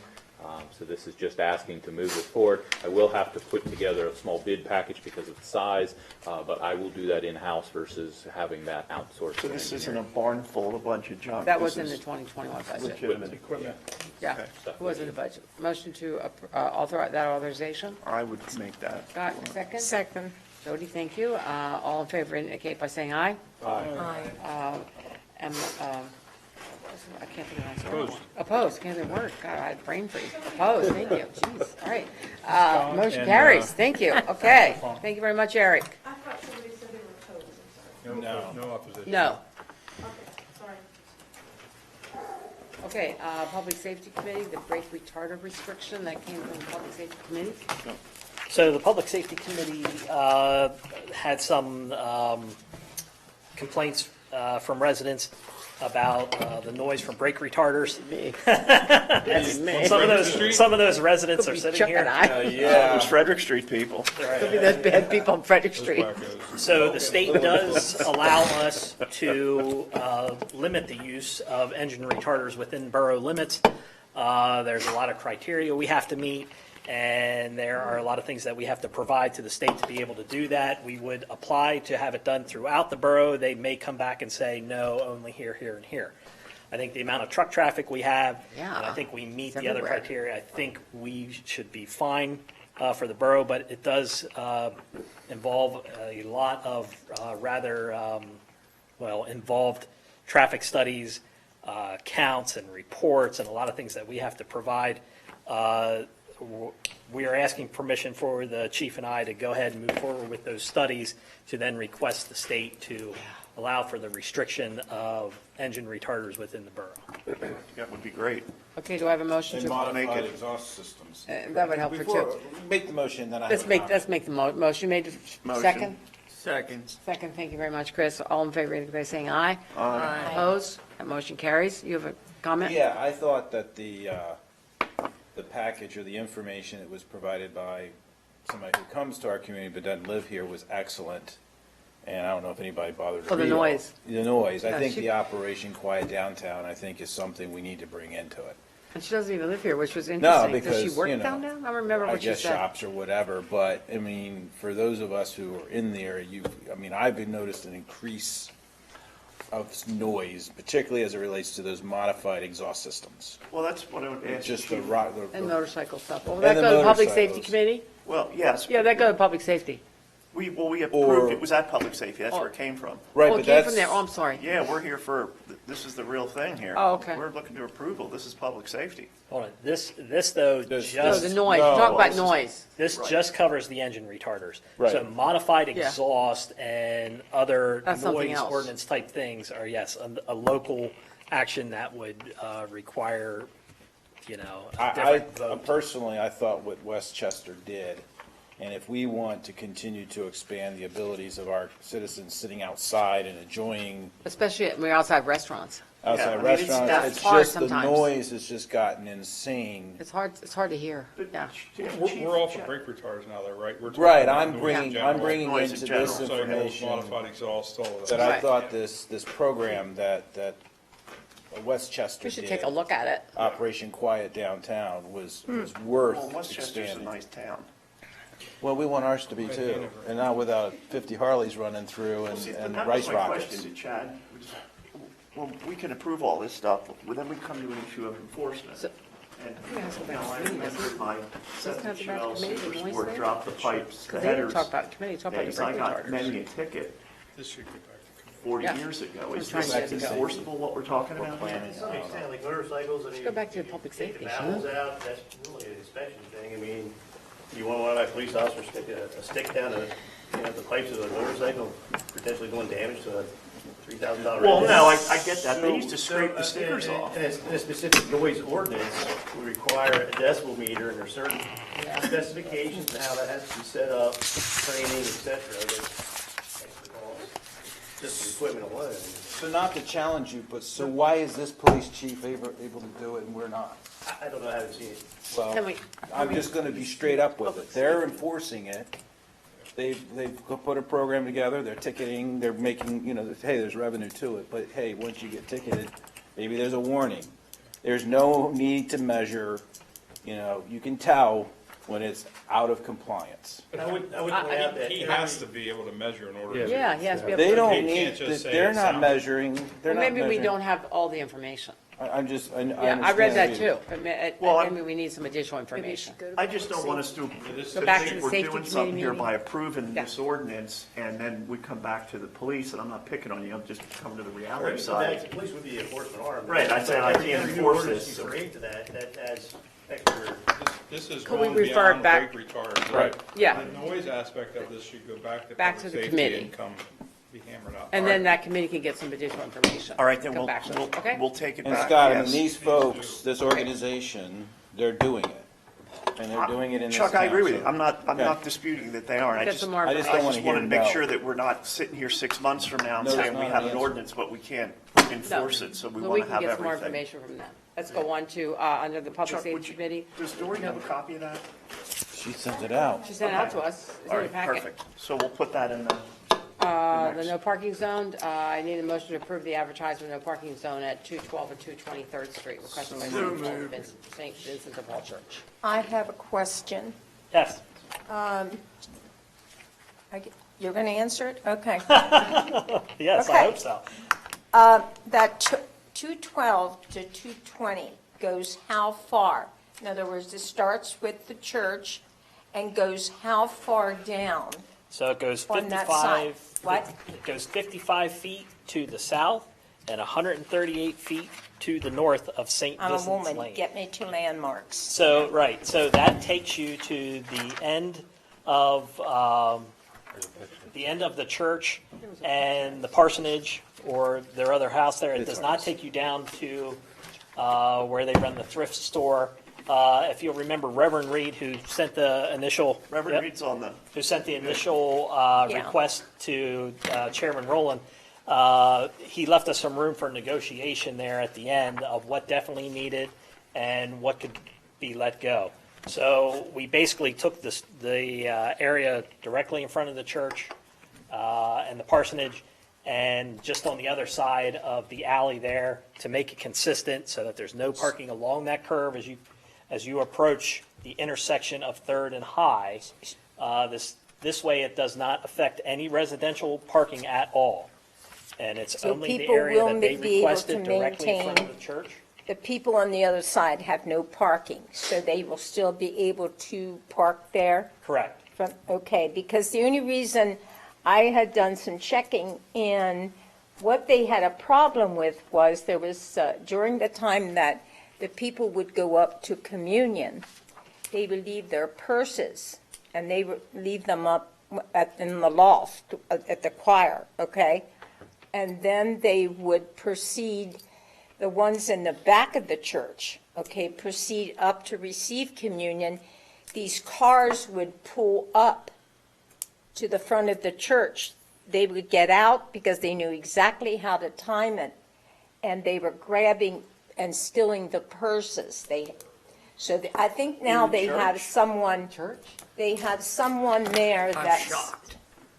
They have someone there that is now sitting at the back of the church to prevent this as much as possible. So I can see why Father would be concerned for security, okay? I just don't want to take a small family in the midst of a thunderstorm or a snowstorm, and they have to walk. I disagree with Father on the, having them park on South Street. I think if you have a small child, you're trying to get groceries into the house, and you have no place to park, where there is no parking. I think there's, 2 or 3 of those homes that have no parking whatsoever. I think we have to be fair to them, and I want to be fair to Father as well. And I can see him covering the parsonage and, or the church and the rectory. I don't know if I necessarily agree with the school, okay? Because all that parking that they do is from the rear.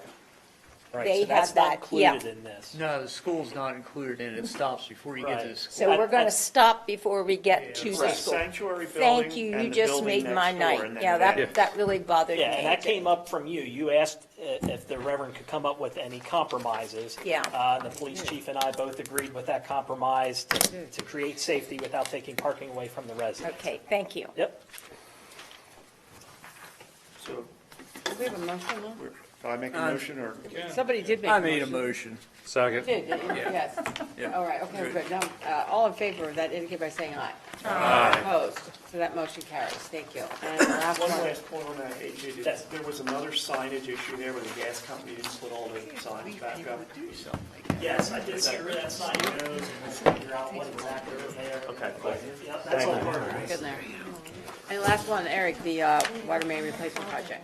So if you recall at last month's meeting, or well, a couple months ago, I had asked for permission to use some of the money that came from us being grossly underbid on the last job that we put out for water line work, and this council said, yes, go ahead, put together a scope of work, get it out to bid. I think I brought back to you a couple of alleys, a couple of streets that we thought would fit within that. We did open bids on that. We opened them yesterday. The estimate on that work was around 1.314. The bids came in at 1.6, which is actually really good considering where ductile iron pricing is at right now.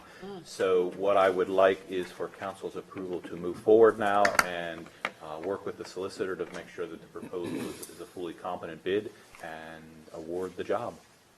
And it is work that is programmed into the budget, so there are no issues there. Oh, it is? Okay. Correct. All right. Okay, all in favor of that? And, I mean, I did a motion, I'm sorry. Make a Scott, motion, thank as long as you. I'm spending big. Thank you. All in favor of that motion, indicate by Aye. saying aye.